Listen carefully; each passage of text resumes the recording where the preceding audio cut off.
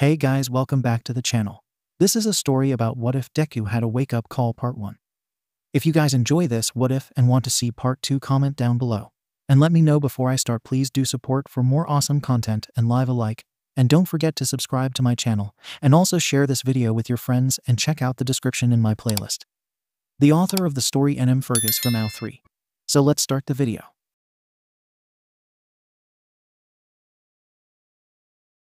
Bakugou paced around the room, growling and clenching his fist.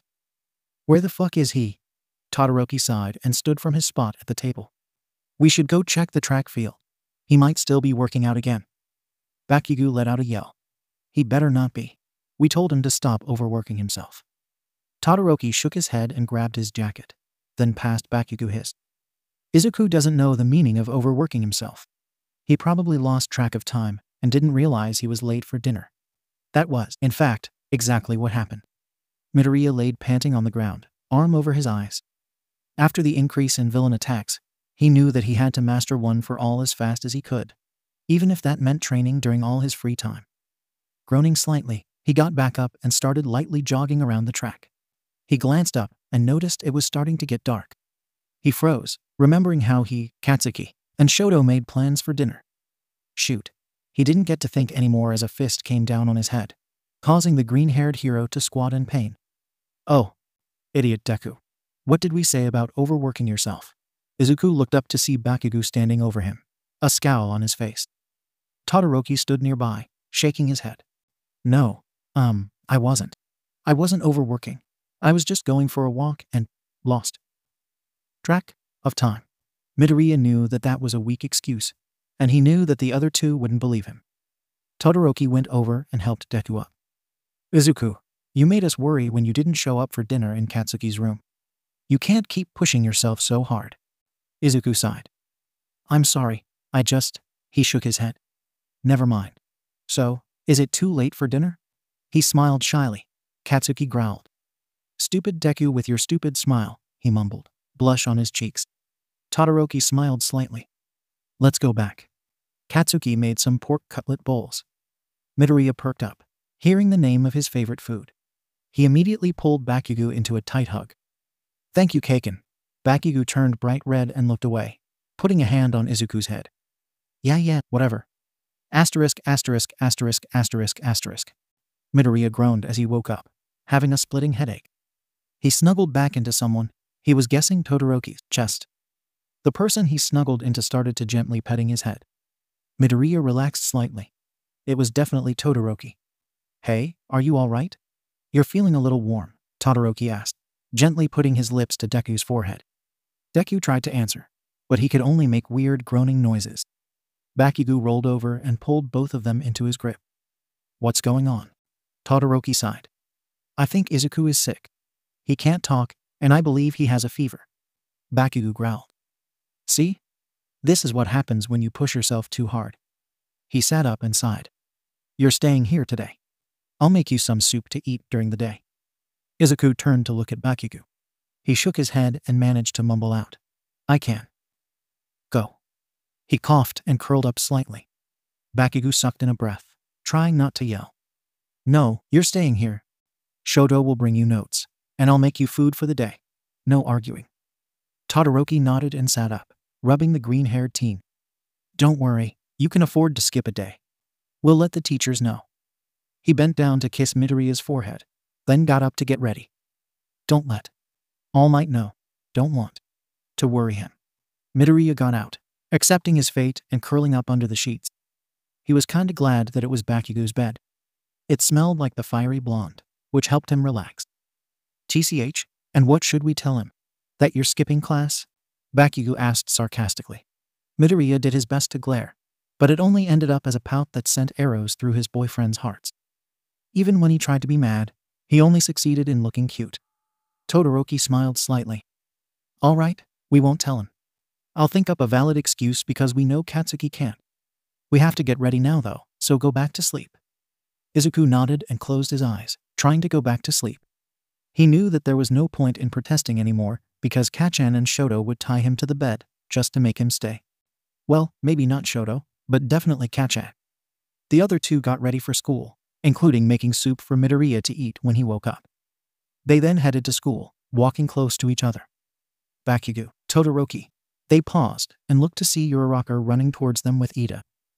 When they finally caught up, Uraraka looked around in confusion. "Where's Izuku?" Bakugou rolled his eyes. The idiot worked himself too hard and got sick. Ida started doing his notorious air chop. "Bakugou, that is no way to talk about one of your boyfriends. That is upsetting to hear, though, that Midoriya overworked himself like that." "I'll talk about him however I want," Bakugou yelled, his fingers having small explosions on them. Todoroki grabbed Bakugou's shoulder to calm him down. "We need to get going if we're going to let All Might know Izuku is sick." Bakugou raised a questioning eyebrow at him. "A father should know when his son is sick," was Todoroki's only response. Asterisk, asterisk, asterisk, asterisk, asterisk, Midoriya groaned as he started to wake. He still felt like shit, but he felt better than earlier. He slowly sat up, squinting in the bright light. He carefully swung his legs over the side of the bed and stood. He was dizzy, but Midoriya managed to make his way to the bathroom to do his business and take a quick cold shower while he was at it. After that, he just put on a pair of boxers that might have been Bakugou's and slowly walked into the kitchen. On the stove was a big pot of what Midoriya assumed to be soup. He noticed a note on the counter and picked it up to read it. "Deku, there is tomato soup in the pot. There are also some grilled cheese sandwiches in the oven. If they're cold, just heat them up. Just so you know, I won't be this nice the next time you overwork yourself, idiot. Izuku, please relax and try to get better today. Katsuki and I will handle telling people you're sick and getting the notes and homework for you. And don't worry about Katsuki, he's just worried. Love, Katsuki and Shoto." Midoriya smiled. "I love those two, asterisk, asterisk, asterisk, asterisk, asterisk." Todoroki and Bakugou sat near each other during class, passing notes back and forth, while Aizawa-sensei talked about some famous heroes from the past. Bakugou was about to pass another note when it was snatched out of his hand. "Oi, what the he?" He looked up to see Aizawa-sensei standing above him, the note in his hand. "Let's see what you and Todoroki found so important you've been passing notes." The hero opened the note and cleared his throat. "I'm just so worried for that fucking idiot. One of these days Deku is going to push himself to the point where he'll be unable to recover. And I don't know how I'll handle that. I really care about and love him. And you too." Bakugou turned bright red. Hey, that was private." Todoroki also had a slight blush on his cheeks as the rest of the class awed and talked about how cute the three of them are. Aizawa-sensei shook his head and dropped the note on Todoroki's desk. "While it's sweet that you two care about Midoriya, I don't want you two passing notes in my class. Besides, he's made it out of worse situations." He went back up to the front of the class and continued teaching. Bakugou spent the rest of the class hiding his flustered face. Asterisk, asterisk, asterisk, asterisk, asterisk, Midoriya shivered as he pulled the blankets tighter around him. He was currently on Bakugou's couch, watching the news. There was another villain attack, and this time Endeavor showed up. Midoriya frowned. If that jerk came near him, he would not be able to put up a nice act. There was a knock on the door, which confused Deku. Why would someone be knocking on Kaken's door during school hours? The boy got up and shambled to the door. If he wasn't already pale, he would have lost all of his color when he opened the door to see All Might standing there. All Might?" Midoriya coughed and backed up to let the number one hero in.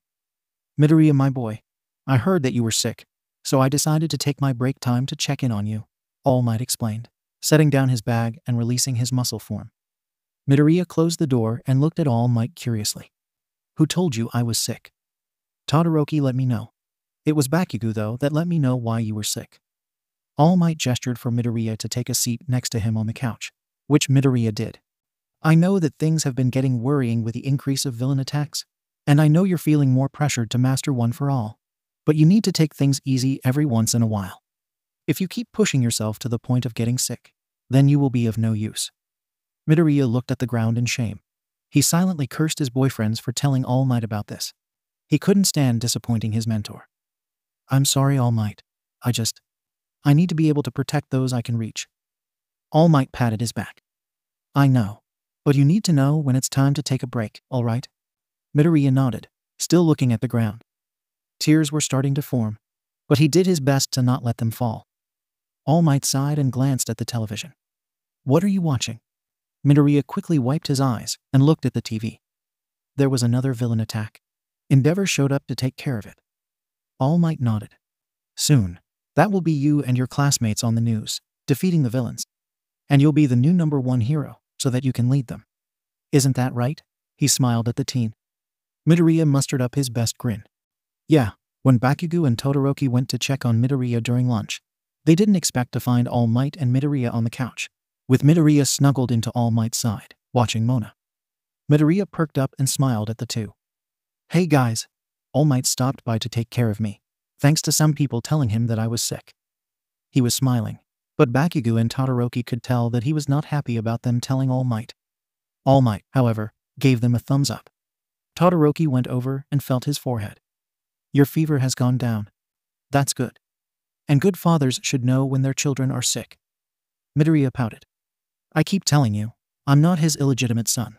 He started coughing due to his yelling. All Might raised an eyebrow. That is true. Midoriya is not my biological son. Todoroki looked at them suspiciously. Even if that's true, you guys act like father and son, Bakugou interrupted, carrying a tray of 4 bowls of tomato soup and grilled cheese sandwiches over to them. Midoriya blushed while All Might laughed and said, I suppose we do. Truth be told, sometimes Midoriya is like the son I've never had. Midoriya turned completely red. Really? He looked at All Might in awe, his eyes sparkling. Of course, I would never lie. All Might grinned. Except for the time you pretended to be a villain and kidnapped Shoto, causing Deku to break his finger trying to stop you, Bakugou reminded, almost looking down on the hero as he gave everyone a bowl of soup and a spoon, putting the grilled cheese sandwiches on the table. All Might hung his head in defeat. Thank you for the soup. Midoriya chuckled while Todoroki smiled and Bakugou smirked. The 4 relaxed and ate lunch, talking about random things. All Might teased the 3 about being cute together, while Bakugou pointed out All Might's silly mistakes and yelled at him for teasing. After a while, as lunch was near the end, All Might cleared his throat. Todoroki, Bakugou, there is something I must say. Since I am Midoriya's unofficial father, I will warn you that bad things will happen if any of you break his heart. Midoriya turned bright red, sputtered, what? Todoroki nodded. All right. I could beat you with one hand behind my back. That won't even matter though, because I'll be the best boyfriend ever, Bakugou declared, raising a fist in determination. All Might let out a hearty laugh. That's good to hear. Soon, lunch was over. We have to go back to school, but we'll head back here right after class ends, Todoroki promised, kissing Midoriya's forehead. Midoriya nodded and smiled. All right. I think I'll be all good by the time you guys get back. Remember, don't work yourself too hard, Midoriya, All Might warned, patting Deku's head. We'll make sure he doesn't, because if he does, I'm tying him to the bed, Bakugou threatened. Midoriya's sweat dropped and held up his hands. I understand. The 3 left, leaving Midoriya all alone. He honestly felt better, and to him, it seemed like his fever had completely disappeared. The teen decided that some lightweight lifting wouldn't be bad considering it would barely be an exercise to him. With that in mind, he left to go get the weights from his room. Midoriya already started calculating how much time he had to lift weights and get back to Bakugou's room as he headed down to his own room, blanket wrapped around him. When he got to his room though, he paused before opening the door, feeling a draft coming from under his door. He put his ear against the wood, listening carefully. Hearing nothing, he hesitantly cracked the door open and looked inside. No one was there, but the window, which he almost always kept close, was wide open. Midoriya stepped in and looked around. His room was trashed. Everything he had was tossed around haphazardly, and all his drawers were open. For a split moment of panic, Deku looked for his journals of heroes. Lifting his mattress, he sighed in relief to see that his journals were still there. Who would break into my dorm? It has to be someone in the school since security has been tightened. Unless, Midoriya's eyes widened as he thought about the villain with the warping quirk. Yes, they had alarms, but they got through them once. Who's to say they couldn't do it again? The villains could be here. I have to tell the others. Midoriya quickly threw on a pair of sweatpants and an old shirt, then ran to the training grounds, where he knew everyone was at the moment. **********. Bakugou tapped his foot impatiently as All Might explained what they were going to do for that period. Something about an obstacle course. He could care less. He just wanted the day to be over with, so that he and Todoroki could just go back to the dorms and take care of Deku. Todoroki was in the same position, only he was actually paying attention to their teacher. He glanced around, still listening to the instructions, when he saw someone coming toward them. Squinting his eyes slightly, he quickly realized who it was. "Izuku, what is he doing here?" he asked as he left the group and jogged toward Midoriya. "Todoroki, where are you?" All Might paused when he followed where Todoroki was looking. "Midoriya?" Bakugou perked up and ran after Todoroki, passing him and reaching Midoriya first. "Stupid Deku, what are you doing out here?" he asked not so quietly. The rest of class 1 started to wander over as Midoriya looked at his boyfriends with worry. "I was stopping by my dorm for something. But when I went in, my window was open and my room was torn apart. I know it might be a stretch, but I think it was a villain." All Might was quickly by the teen's side. "Are you sure? It would be very hard for a villain to get through security." Midoriya nodded. "I know, but there is no reason for anyone else to break into my dorm like that. Plus, there's always that guy with a warp." Midoriya was cut off by a gasp. "I found you." Everyone turned to see a blonde girl standing a few feet away. On her back were canisters with needles coming out of them, and she was wearing a schoolgirl outfit with a cardigan, a scarf, and a mask. "Himiko Toga." All Might quickly jumped in front of his students, glaring at the girl. "How did you get in here?" Himiko Toga giggled and looked past All Might, straight at Deku. "I finally found you. I looked for you in your room, but I couldn't find you." She seemed to pout at that. Then she smiled again. "I took one of your shirts because I thought that I wouldn't be able to find you today, but I did. Let's be friends now so that I can take you back with me, and I can see you bleed more." At that moment, everyone, even Minta, felt a sudden surge of protectiveness as they moved in front of the green-haired teen. Bakugou and Todoroki were right in front of the Deku protection squad along with the number 1 hero. "You'll have to kill us if you want to even touch him," Bakugou growled, glaring daggers at the girl. Todoroki was silent, but his body screamed that he wouldn't let her touch his boyfriend. "Really, Toga? This is why you dragged me? Just because you had a silly crush?" The hero and students tensed when a new villain appeared beside Toga in a purple light, just like Kurogiri. Her hair was purple and pulled into a loose ponytail, and her mouth and nose were covered by a tight, black mask. She wore a tight purple sleeveless top with a cleavage window and black slacks. For shoes, she had black flats. "Whoa, she's hot," Minta yelled. This earned him a lot of glares, including one from the villain. The villainess glared at him. "First, you can call me 𝗵𝗲𝗄. Second, I'm in a nice relationship with my girlfriend, so don't even think you have a chance." Toga giggled. "Hitochin, you're here." 𝗵𝗲𝗄 glared at Toga and yelled, "Idiot, don't use my real name. That's what aliases are for." She sighed and cleared her throat. "Anyway, why did you drag me here just so you can kidnap your newest crush?" "Because I can't beat them on my own and you're so cool. Please help me get him, Hitochin. I promise I'll keep this one alive," Toga begged, pointing at Midoriya.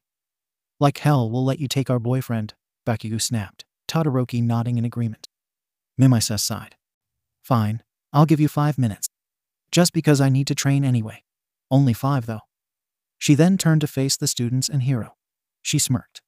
"What better practice than against the number 1 hero, All Might? I don't know why you think you'll get away with breaking in here and trying to kidnap one of my students, but I'll show you just how wrong you are." All Might got into a fighting position, ready to beat up some baddies. "Ida, go get the other heroes," said student nodded and rushed off, using his speed to quickly leave for the school building. Meanwhile, Midoriya was thinking about why all of this had to happen to him. He was also studying 𝗵𝗲𝗄. If her power was portals like how Kurogiri's were, then why was she called 𝗵𝗲𝗄? Said villain calmly walked forward, staring at All Might. "Your quirk makes you super strong, right? I wonder it's like." She stared into All Might's eyes, her own turning bright pink. All Might glared back at her. "What are you doing? If you're going to fight, then fight." He knew that he was getting close to his time limit, and wanted to get this over with quickly. He didn't want to underestimate these villains though. 𝗵𝗲𝗄 smirked and her eyes went back to their original brown. Quirk copied. Before anyone could react, she moved with great speed to All Might and sent him flying back with a punch. Midoriya's eyes widened. She can copy people's quirks. No duh. I was pretty sure my name implied that, 𝗵𝗲𝗄 responded. Anyway, anyone else want to come spar? I really want to test this quirk. She grinned, but was quickly met with All Might's fist as he came back at her. The two started sparring, sending out shockwaves from their punches and kicks. Meanwhile, Toga tried to sneak behind everyone while 𝗵𝗲𝗄 had them distracted. She giggled to herself at the observation that everyone's attention was drawn away from her thanks to the fight and 𝗵𝗲𝗄 herself. Just as she was about to approach Midoriya though, she was pinned to the ground suddenly. "You didn't think we forgot about you, do you?" 𝗬𝗓𝗧𝗏 smirked as she pinned Toga down, putting her full weight on the villain. Toga smiled and her eyes sparkled as she looked up at the girl on top of her. "𝗬𝗓𝗧𝗏, of course. How could you forget about one of your friends?" 𝗬𝗓𝗧𝗏 shook her head and sweat dropped. "We're not friends. You're literally trying to kidnap one of my best friends so that you can torture him and possibly kill him." Enough with the chit-chat. Bakugou squatted down in front of the villain, his hands crackling with mini explosions. "You think you can just threaten one of my boyfriends and get away with it?" Toga's eyebrows furrowed. "One of your boyfriends? You mean my sweet Midoriya is not single?" "He's not yours, and he never will be," Todoroki spoke, ice starting to spread on his right side. "Yeah, I'm my own person. I don't even really know you, besides the fact that you tried to kidnap Kakin," Midoriya spoke up, standing next to his boyfriends. Toga gasped and smiled. "You remember me, and it's okay that you have 2 boyfriends. I don't mind sharing you as long as I get to do what I want with you." Midoriya paled. No thanks, I'm good," Bakugou growled. "Hell no," Toga sighed. "Well, I did offer. Hitochin, help me please 𝗧𝗪. Why are you like this?" 𝗵𝗲𝗄 yelled out, dodging a punch then rushing to help the other villain. She quickly grabbed Toga and jumped away with her, just in time to dodge a punch from All Might. Toga grinned and hugged her. "Thank you 𝗧𝗪," 𝗵𝗲𝗄 grumbled and rolled her eyes. "All right, it's been 5 minutes, we're leaving." Toga frowned. "But I haven't gotten him yet," 𝗵𝗲𝗄 facepalmed. "You know what? Fine." She threw Toga high up in the air, then rushed back at the students.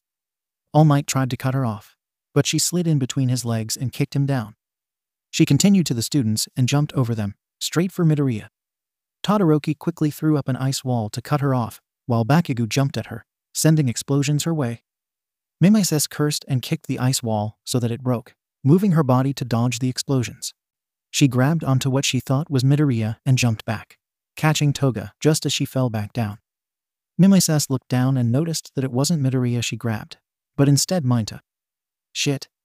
𝗵𝗲𝗄 looked up at her and grinned. "Wrong person 𝗧𝗪." She groaned and threw him back at the group, then runs away with Toga, who was whining about not getting her prize yet. Everyone relaxed once they were out of sight. Todoroki, Bakugou, 𝗬𝗓𝗧𝗏, and All Might quickly crowded around Midoriya, asking him if he was okay. Midoriya sighed. "Yeah, I'm fine. I think I'm going to stay in Bakugou's room a little longer though." Midoriya sighed as he tidied up his room. Todoroki and Bakugou were both in his living room, tasked with not leaving him alone. After the other heroes arrived, and the mess was sorted out, it was ordered that there be tighter security, and that Midoriya was not to be left alone for a few weeks. The last thing the boys' boyfriends were happy to help with, declaring that they would never leave him alone again. Midoriya sighed again and started gathering some clothes. He was going to be living in Bakugou's dorm for a while, and from the bag that Todoroki had, he assumed that he would be too. Midoriya finished packing, knowing that he could just come back if there was anything he needed. He stood and stretched, coughing a little. He was still sick, and it seemed like he got slightly worse thanks to the stress from earlier. He tried to hide it though, not wanting to worry anyone further. Midoriya left his room to see Todoroki and Bakugou cuddling on the couch. He froze, trying not to make a sound as he silently gushed over his boyfriends. He took out his phone and sneakily took some pictures of them. He could only get the back of them though. Deciding that one good picture of them is better than a bunch of the back of them, he silently activated his quirk. Midoriya quickly jumped in front of them, took a few pictures, then ran away. "Deku!" Bakugou yelled as he jumped up and chased after the green-haired teen. Todoroki sighed and got up. He waited, then threw out his arms and grabbed Midoriya, holding him close. "Midoriya, you shouldn't use your powers till you're not sick anymore." Midoriya looked up at Todoroki, pouting slightly. "But I feel fine." He held back a cough and ignored the fact that he was feeling sore all over.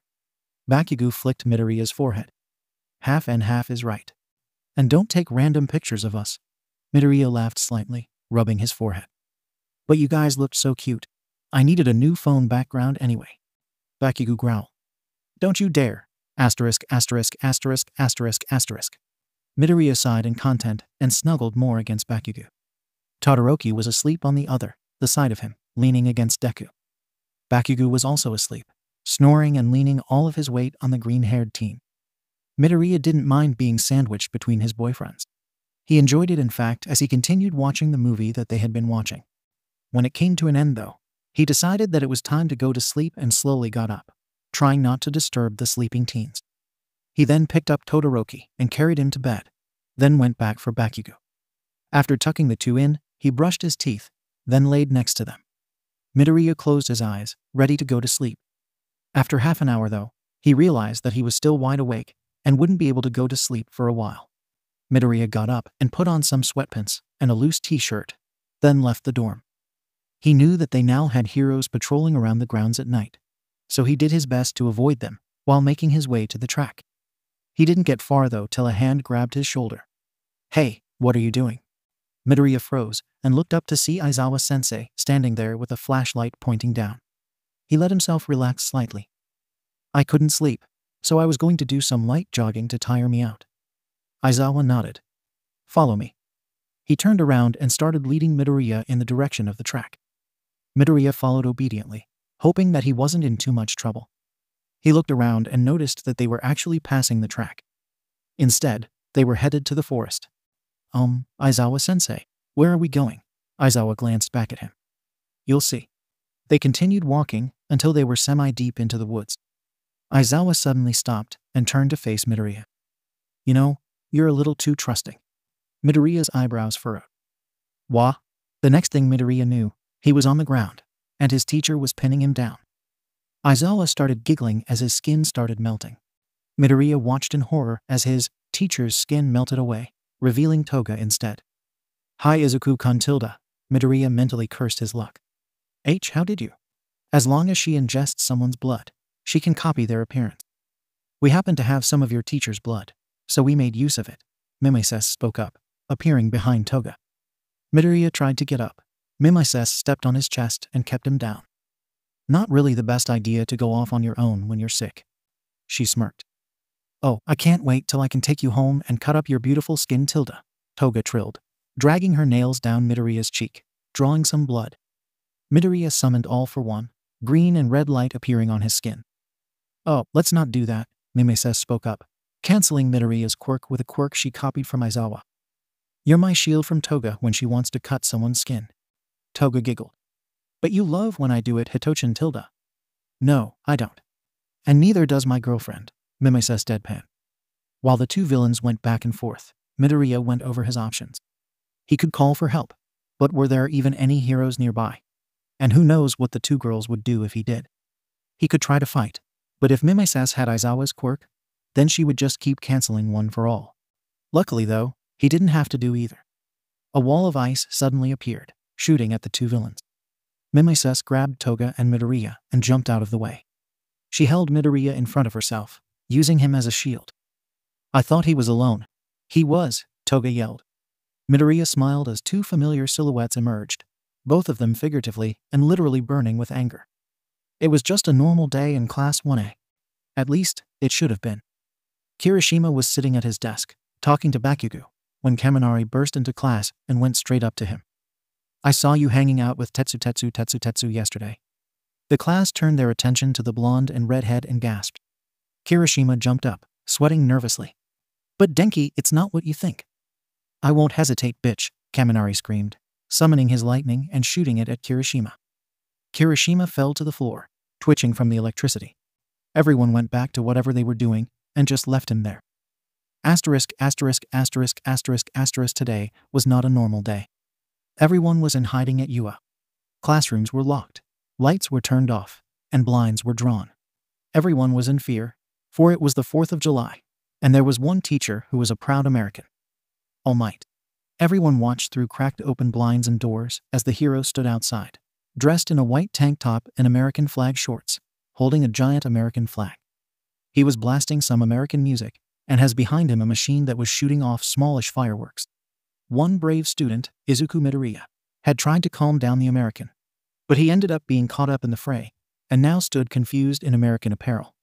From then on it was decided that everyone would just have to wait it out till July 5th rolled around, and pray for the poor boy who got taken hostage. Midoriya sat at one of the computers in the computer room, typing away. He stumbled upon a site where he could illegally download All Might videos, and he was taking advantage of it. He spotted Bakugou and Todoroki a little ways away and decided to share what he had found. Hey, come look at this site. The two got up and looked at Midoriya's screen. Bakugou grinned. Oh, cool. Can you download one of his earliest fights? He was impressed by his cute boyfriend. Yeah, hold on. Midoriya went to work downloading the fight. Todoroki watched with a questioning look. Is this legal? Probably not, Midoriya admitted. Suddenly, the door to the room was kicked down, causing them all to turn and look as Ida charged in, holding a stapler like a gun.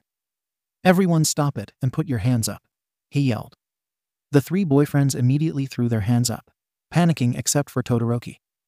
What did we do? Midoriya asked, looking at the stapler like it was actually a weapon. You know it's illegal to download copyrighted videos, Ida casually explained. I'm taking you three in.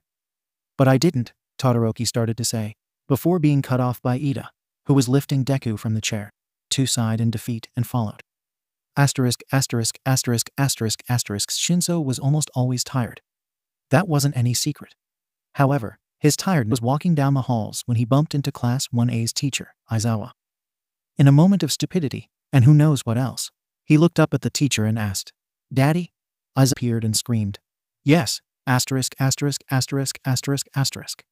Bakugou swore as he ran toward the school building, cursing his boyfriends for not waking him up. He started using his quirk to go as fast as Sonic. Then, instead of going into the school like a normal person, used his explosions to fly into the air and into the classroom's open window. It was Kirishima, though, that broke the silence as he gestured at Bakugou's feet and yelled, What ya? Taking pity on his boyfriend, said, Kaken, did you accidentally put on my slippers? Bakugou growled. Yeah, because you and half didn't bother to wake me up, so I had to rush to school. Oh, that's what we forgot, Todoroki said thoughtfully. ***************. Are you sure this is a good idea? Midoriya asked, looking at his three companions questioningly. Relax, this is going to be hilarious, Kaminari reassured, putting on some oversized sweatpants. If we get in trouble, I'm blaming you too, 𝗧𝗵𝗵 mumbled, doing the same as Kaminari. Trust me, this isn't my first time doing this, Kirishima grinned, pulling his sweatpants over his head and bending over so that it looked like he was just legs with a head. What should I yell? Deku asked, making sure the settings were right on his 360 camera and attaching it to the hat on his head. I don't know, just scream, I guess. Scream like Bakugou was about to eat your katsuden, Kaminari suggested, making sure he looked good. Midoriya's face went blank. I wouldn't be the one screaming. The trio in sweatpants shuddered. All right then. Anyway, let's just get this over with. 𝗧𝗏 and the others got into position as Deku went to the door of the bathroom. Making sure everyone was ready, Midoriya took a deep breath, then burst out of the bathroom screaming. That immediately got everyone's attention as he ran down the halls. Not far behind, the other three had left the bathroom and were chasing him. Things were going well as Midoriya caught people's reactions on tape as he was chased. There was one thing, though, that they forgot to count for in their plan. You see, Midoriya's screams went noticed by everyone, including his two boyfriends. The next thing 𝗧𝗏, Kaminari, and Kirishima knew, they were on the ground being scorched and frozen. On the bright side, Deku got good footage. Midoriya and Todoroki sat on the edge of the pool, talking about random things. Bakugou had been making cannonballs into the pool with Kirishima, seeing who could make the biggest splash. Midoriya had been the one to suggest that they go to the pool that day, just wanting to have a fun time with his boyfriends. He would deny it, but he also wanted to see the two boys shirtless. Little did he know, the other two had the same thoughts, which is why they all agreed to go to the pool. The others in the class had found out about their plans and decided to invite themselves along, but they had the decency to let them have alone time together and not bother them. So, everything was going good, till Deku noticed that Bakugou was carrying something shiny. Hey, Kaken, let me see what you have. Everyone looked at Bakugou as he grinned and held up the object. A knife. No, Deku and Todoroki screamed, running after their boyfriend around the pool. Notes. So, that was fun. Did you laugh? I laughed while writing this. Anyway, don't forget to guess my favorite vine, and let me know yours in the comments below for a shout out. Good luck. Todoroki turned and reached out, expecting to touch Midoriya, but was just met with empty air. He sat up and looked around, but he didn't see his green-haired boyfriend. He heard a door close and jumped up, making Bakugou wake up. 𝗓𝗏𝗵𝗲, What you doing, Shoto? He mumbled, sitting up and yawning. Izuku left the dorm, Todoroki replied, quickly getting dressed and throwing Bakugou some clothes. What? Bakugou sprung out of bed, putting his clothes on in record time. That idiot. Todoroki sighed. He knows he needs to be with someone else at all times. The two hurried out of the dorms to look for their boyfriend. It wasn't long before they found him entering the woods with who they thought was Aizawa-sensei. Todoroki relaxed. Oh, he's with Aizawa-sensei. Bakugou growled. I guess we worried for nothing, but still, he should have told us he was going to meet up with Aizawa-sensei. What are they doing though? Izuku still shouldn't be working out when he's sick, Todoroki said, starting to walk toward the woods. Bakugou nodded, grinning slightly. Let's go spy on them. The two boyfriends headed in the direction the other two had gone, using Todoroki's flames to offer a little light. When they finally spotted the others though, what they saw made their blood boil. Midoriya pinned to the ground by the two villains from earlier. Todoroki sent a wall of ice at the villains, watching as they dodged with Midoriya in their clutches. His left side was burning with fire, and he could see Bakugou's hands crackling with small explosions. Midoriya smiled at them. Kaken, Shoto. 𝗵𝗲𝗄 groaned. Our friendship is not worth this, Toga. I don't plan on dying today, Toga sighed. Yeah, I don't think we'll win right now. Oh well. Release Deku now, Bakugou growled out. As Todoroki was preparing another ice attack, Toga did something that caused Bakugou and Todoroki see red. She pulled Midoriya close and kissed him. Midoriya tried to push her away, but she held him close. Toga pulled away from him with a grin. I'll see you later, 𝗬𝗧𝗏. You bastard. Bakugou rushed forward to blast Toga with one of his explosions, but 𝗵𝗲𝗄 had jumped away with the girl and they fled. Bakugou sent an explosion their way and was going to follow them, but he felt a tug on his arm. He looked back to see Midoriya, who was looking down with tears in his eyes. Bakugou kinda deflated and hugged Midoriya tight. Todoroki also hugged them, stroking Midoriya's hair. It's okay now, Izuku. We're here. Footsteps caused the three to look up as Present Mic, Aizawa. All Might came running at them. All Might was the first to reach them, and he looked them over. Are you three all right? We found Aizawa tied up in a closet. He told us that two villains had ambushed him. Then we heard explosions coming from over here. Todoroki nodded. One of them disguised themselves as Aizawa-sensei and lured Izuku out here. They then attacked him and tried to kidnap them. I couldn't sleep, so I was going to do a light jog around the track to tire me out. I thought it would be fine since the teachers were patrolling around, but Midoriya shook his head and buried his face in Bakugou's shoulder.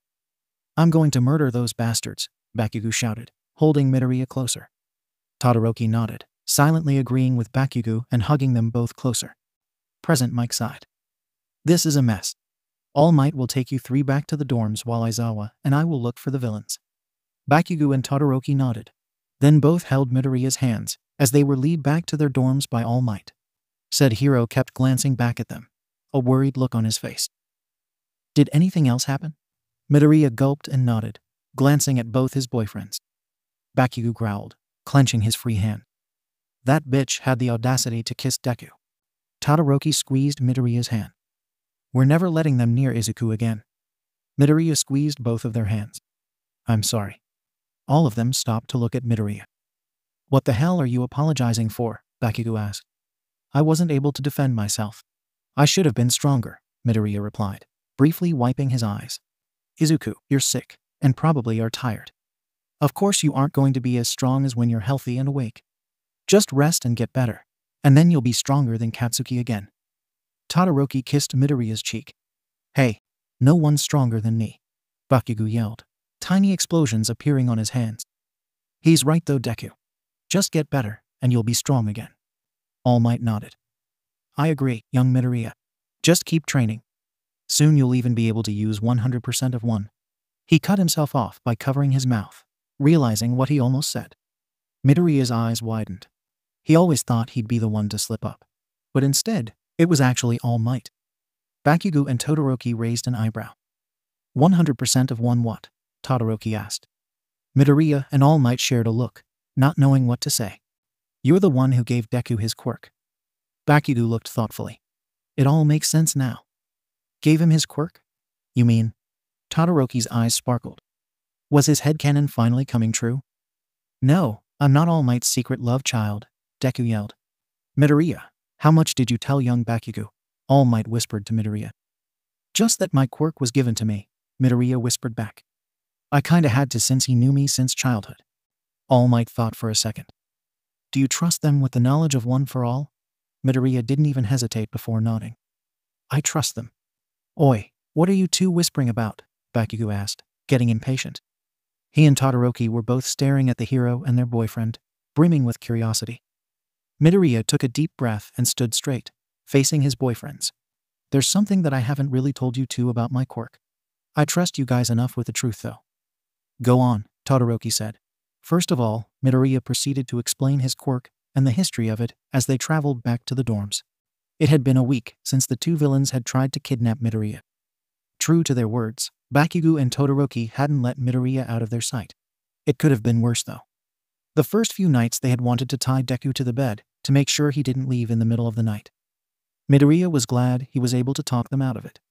Luckily, Midoriya had quickly gotten over his sickness and was back to peak condition. He was able to train again under Bakugou, Todoroki, and All Might's supervision. Now that his boyfriends knew the nature of his quirk, they worked hard to help him train so that he could use more than 5% of one for all. Of course, when news spread about Midoriya almost being kidnapped Class 1 became the Midoriya Protection Squad, led by Todoroki, Bakugou, and Uraraka. Everyone made sure Midoriya was safe, as he was the class cinnamon roll along with Kirishima. At first, Midoriya didn't really mind. He was glad that his friends cared about him so much, especially considering his childhood. It started to get annoying though when Midoriya couldn't even go to the bathroom without at least two people, usually Bakugou and Todoroki, following him. At least he could really push himself with the fitness test today. Midoriya started his usual analytical mumbling as he dressed in the gym shorts that all the other guys were in. The females had shorts and tight shirts. As Midoriya stepped out of the changing room though, still mumbling, he was surprised to see his class staring at him in shock. Midoriya, where did those muscles come from? Zero asked. Midoriya tilted his head and looked down at himself. He was actually really buff due to all his training. I've always been like this. Since the beginning of the year. We can vouch for that, Todoroki spoke up. Wow, you wouldn't think it with how he looks with the uniform, Ashido commented, looking Midoriya over. The other girls agreed, kinda wishing that Midoriya was single at the moment. Some of the guys were actually thinking the same thing. Midoriya himself started to get a little uncomfortable with all the staring. So, we should get going, right? Don't want to make Dad might wait. Midoriya awkwardly laughed and hurried to the door. Dad might? Most of the class questioned. I still say he's All Might's secret love child, Todoroki commented. I am starting to agree with that, Mineta agreed. The rest of the class, minus Bakugou, nodded. Asterisk, asterisk, asterisk, asterisk, asterisk. Thanks to the fact that people weren't allowed to use their quirks during the testing, Midoriya managed to come out on top next to Bakugou. Although, if they were being honest, Midoriya definitely won. Everyone was surprised by how physically fit the boy was, especially with how small he was in his school uniform. After the test, almost everyone was asking Midoriya how he got that fit and what his training was like. Well, I started by changing my diet and cleaning an entire beach of trash. It was really hard at first, but thanks to all of my trainer's guidance, I was able to tough it out. Midoriya was glad he managed to catch himself. Eh? That's so cool. Uraraka's eyes sparkled. Heh, I bet you could bench press anyone in this class, Kaminari grinned.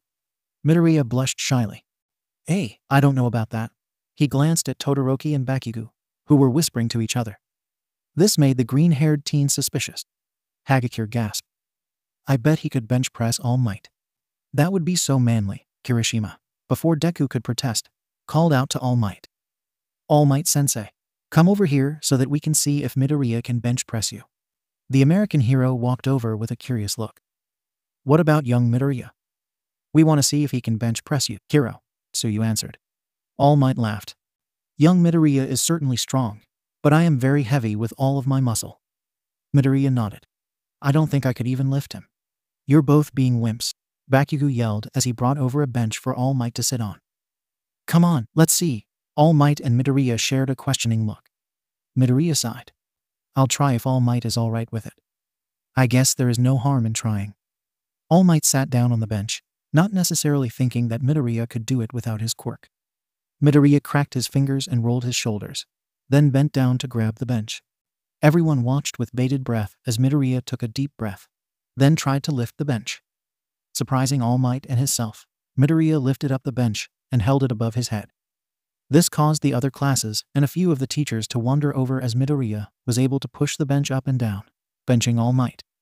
His boyfriends were certainly impressed along with everyone else. After counting 20, Midoriya set the bench down and relaxed, rolling his shoulders. All Might stood and patted Midoriya's head. "That was certainly impressive, my boy. I'm proud of you." Midoriya blushed and smiled. He always felt giddy when his father figure praised him. "Thank you." Midoriya was soon crowded by people praising him and questioning him. He started to feel a little overwhelmed by all the attention, not used to it at all. Luckily, it was Aizawa to the rescue. "Oi, class is over. Go back to your dorms or whatever you brats usually do," he said while lying down in his sleeping bag.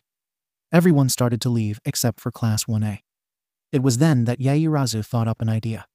"Hey, since we're all being really protective of Midoriya, let's have a sleepover. That way we can all watch over him, and we'll get to bond." Midoriya barely held back his protest. "That sounds great," Minato agreed, grinning. "You're getting tied up, Kiro." Tsuyu glared slightly at the small pervert. He shrugged. "That's fair." And so, that's how all of Class 1A ended up with sleeping bags in the common area of their dorm building. Snacks were made and drinks were brought, along with several party games and even a few movies. Of course, though, one of the first games they decided to play was Truth or Dare. It started off fairly tame, but it soon began to go off the crazy end. Especially when Bakugou spun the bottle and it landed on Todoroki. "All right, half and half, Truth or Dare?" Bakugou asked, looking to his left at one of his boyfriends. Todoroki thought for a second. "Truth." "All right, I've been wondering this for a while. And I know Deku has too, even if he won't mention it," Bakugou said, smirking at his other boyfriend, who grew nervous. "What kind of kinks do you have?" Almost everyone tried to hold back laughter as Midoriya turned bright red and Todoroki gave Bakugou a blank stare. "What is a kink?" Everyone froze. They almost couldn't believe it. After the shock wore out though, everyone besides Ida, Uraraka, Koda, Takoyami, Shoji, and Midoriya were laughing. "Hey, we'll find out eventually. Your turn to spin Shoto." Bakugou passed the bottle to Todoroki, who in turn spun it. Midoriya gulped as the bottle slowed and landed at him, but then relaxed remembering that it was Todoroki. "I'll go with Dare." Todoroki nodded. "All right. I dare you to play the most recent song that you listened to." Midoriya froze. Are you sure?" Bakugou rolled his eyes. "I bet it's just going to be some uplifting crap. Go on and play it." Midoriya nervously pulled out his phone and went to the music app. Everyone was betting that it was going to be some happy and cheerful music, but they were wrong. Oh, so wrong. Everyone was surprised when Midoriya hit play, and they were immediately hit with, "You've got me shaking from the way you're talking. My heart is breaking, but there's no use crying. What a cyanide surprise you have left for my eyes. If I had common sense, I'd cut myself or curl up and die." Midoriya shut off the music, looking down and avoiding people's stares. Finally, Takoyami spoke up. "Sarcasm. Nice choice." The rest of the slumber party was spent having fun with games, movies, and just hanging out. Finally, it was time to go to bed and practically everyone forced Midoriya to be in the middle of their sleeping bags. Also, true to Tsuyu's words, Minato was tied up and put off a little farther from the group, which he understood. Bakugou and Todoroki, of course, laid their sleeping bags on either side of Midoriya. The teen himself, though, started thinking back on the years and how so much had changed. "Midoriya, why are you crying?" Midoriya snapped out of his thoughts and felt his cheek. Just like Ojiro had pointed out, he was crying. Midoriya chuckled and wiped his eyes. "Sorry, I was just thinking about my past and how much things have changed. Ever since I was announced quirkless, I was avoided, mocked, bullied, and only had Kaken as a, well, sort of friend. But now, I have so many wonderful friends that are actually willing to sleep on a hard floor in sleeping bags just to make sure I'm safe." Midoriya couldn't help it as more tears started flowing. "Aoi, Midoriya." Uraraka jumped up and hugged Deku, starting to tear up as well. Before they knew it, everyone got pulled into a huge group hug, even though some people weren't really the hugging type. "Excuse me, but what do you mean by Bakugou sorta being your friend?" Aoyama asked. Bakugou and Midoriya both froze at the question as the group hug disbanded. They shared a look. Bakugou eventually sighed and growled. "I wasn't the nicest person to Deku." Midoriya nodded, but quickly added, "But he's a great boyfriend now and I wouldn't trade him or Shoto-kun for anything." Everyone could believe those things. They remembered how Bakugou acted when they first met him, and they could see how affectionate Midoriya was with his boyfriends. Still, though, this made everyone wonder the true extent of how Bakugou treated Midoriya, Todoroki especially. He decided that it was better to ask them later in privacy. Everyone settled down for sleep, some already starting to drift off. Of course, someone took this moment to make everyone have deep thoughts. "We all die. You either kill yourself or get murdered," Tokoyami spoke up. Everyone turned and stared at the birdman in concern, till Midoriya commented, "Technically, he's not wrong." Asterisk, asterisk, asterisk, asterisk, asterisk. After a night of questionable sleep, the first few people up decided to be useful and used the dorm kitchen to cook breakfast for everyone. Those few were Todoroki, Midoriya, Ida, Yaoyorozu, Ojiro, and Shoji. They made a surprisingly good team, casually talking while cooking a big breakfast. Midoriya couldn't help himself though and started asking everyone in-depth questions about their quirks. The others didn't mind and answered his questions to the best of their abilities. "So you really memorize all of those recipes?" Midoriya asked Yaoyorozu, eyes sparkling and in awe. Said girl blushed slightly and rubbed the back of her head. "Well, yeah, I started as soon as my quirk manifested." Midoriya nodded and started mumbling to himself, producing a notebook out of nowhere and writing in it. Everyone's sweat dropped slightly at that. Ojiro looked over his shoulder at the notebook. "So, how many of these do you got?" Midoriya paused and looked at him, smiling. "This is my 14th one. I've always wanted to be a hero ever since I was little. I started taking notes on different heroes' strategies and quirks so that I could take what they did and apply it to different situations. Honestly, I've gotten good enough that I can predict the outcome of anyone's fight." Yaoyorozu looked surprised. "Really? So we could name 2 heroes or villains, and you could tell us who would win?" Midoriya shrugged. "Pretty much. I know it's not really that impressive, and it can be annoying at times, but it's just become a habit of mine." "What? Why would that not be impressive?" Ida asked. "Oh, well, Kaken used to tell me that it was stupid. I mean, he doesn't do it anymore, but he used to," Midoriya confessed. It was silent for a second, but then, surprisingly, Shoji spoke up. "Mount Lady versus Present Mike." Midoriya smiled and went in depth on why Mount Lady would lose. Asterisk, asterisk, asterisk, asterisk, asterisk. Everyone who woke up later was surprised to see the feast made by the early risers. People started digging into it, saying thanks for the food. Bakugou yawned and scratched his head as he sleepily walked over to his 2 boyfriends. He sat down on Midoriya's free side and leaned against him, still sleepy. Midoriya just smiled and admired him, while Todoroki watched his 2 boyfriends curiously. From what he had been hearing, Bakugou treated Midoriya badly when they were younger, but now they loved each other, along with loving him. It confused him, but he decided that it was for them to tell. Instead, he just leaned against Midoriya along with Bakugou and relaxed, smiling and closing his eyes. Midoriya was content with just sitting and eating, while his boyfriends leaned on him till he noticed flashing lights. He looked up to see almost everyone taking pictures of them. He tilted his head curiously, blushing. Is there a reason you guys are taking pictures? I've never seen Bakugou or Todoroki like this. Are they always like this when they wake up?" Kirishima asked. "Shut up, shitty hair, I'm trying to sleep," Bakugou slurred, not quite awake enough to realize what was going on. Kirishima just laughed and took another picture. Midoriya sighed in content. If he had it his way, things would stay like this forever. Just sitting and eating with all his friends and boyfriends. Of course, things were always changing, and Midoriya had a bad feeling that things were going to go downhill very fast. He was right too. He would soon find that out later that day, which was supposed to be just another day in class, with everyone working to be heroes. Villains would stop at nothing to get what they wanted, and Midoriya had all eyes set on him. The class had started as usually did. Everyone sat in class, listening to Aizawa-sensei talk about the past of heroes. They were supposed to do an essay on an old hero that was assigned to them. They had to analyze the quirk along with the hero, so a few students were planning on going to Midoriya for help. Just as class was about to end though, a portal opened near Midoriya. Bakugou immediately jumped up and reached for his soft boyfriend, but someone beat him to it. Midoriya's face went pale as a hand wrapped around his throat besides one finger and pulled him back into the portal. The last thing he saw was Bakugou and Todoroki reaching for him. Asterisk, asterisk, asterisk, asterisk, asterisk. Midoriya woke up to see that he was tied to a chair, fully restrained. He quickly realized that he was in a bar of sorts. A bar full of villains, including the crazy Yandere. Deciding to play it smart, he tried to pretend that he was still asleep while listening to the villains' conversations. That didn't go well though when a certain girl sat on his lap and traced a sharp blade down his cheek. He went rigid and his eyes flew open, looking at the girl in slight fear. Toga giggled. I knew I saw your eyes open, 𝗧𝗪. I'm glad you're awake. What do you want with me? Midoriya managed to get out, trying to push down his fear. He was terrified. The restraints he had on prevented him from using his quirk. Midoriya knew he had to think smart this time. Don't worry, I won't let them kill you. Stain did save you after all, and I wouldn't do something to mess with that.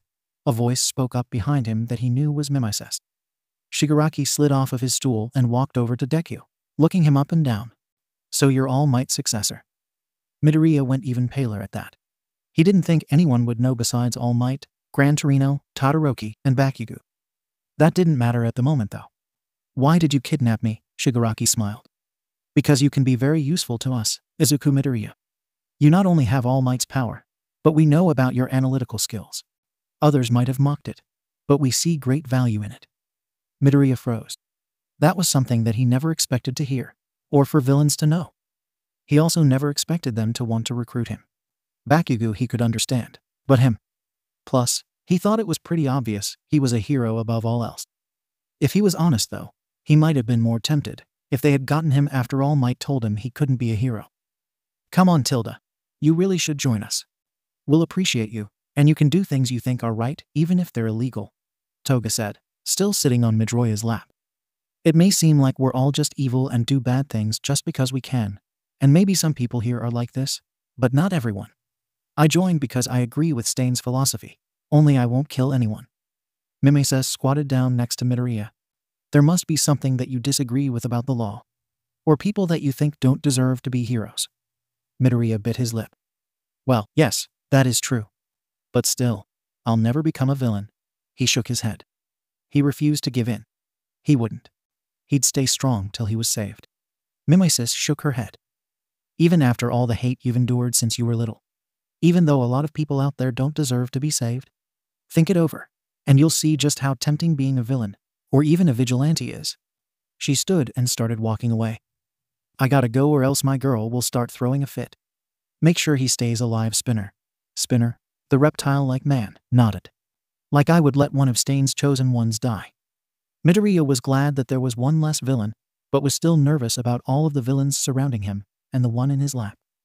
He tried to summon one for all, but he was zapped by his restraints as soon as he tried. Shigaraki laughed.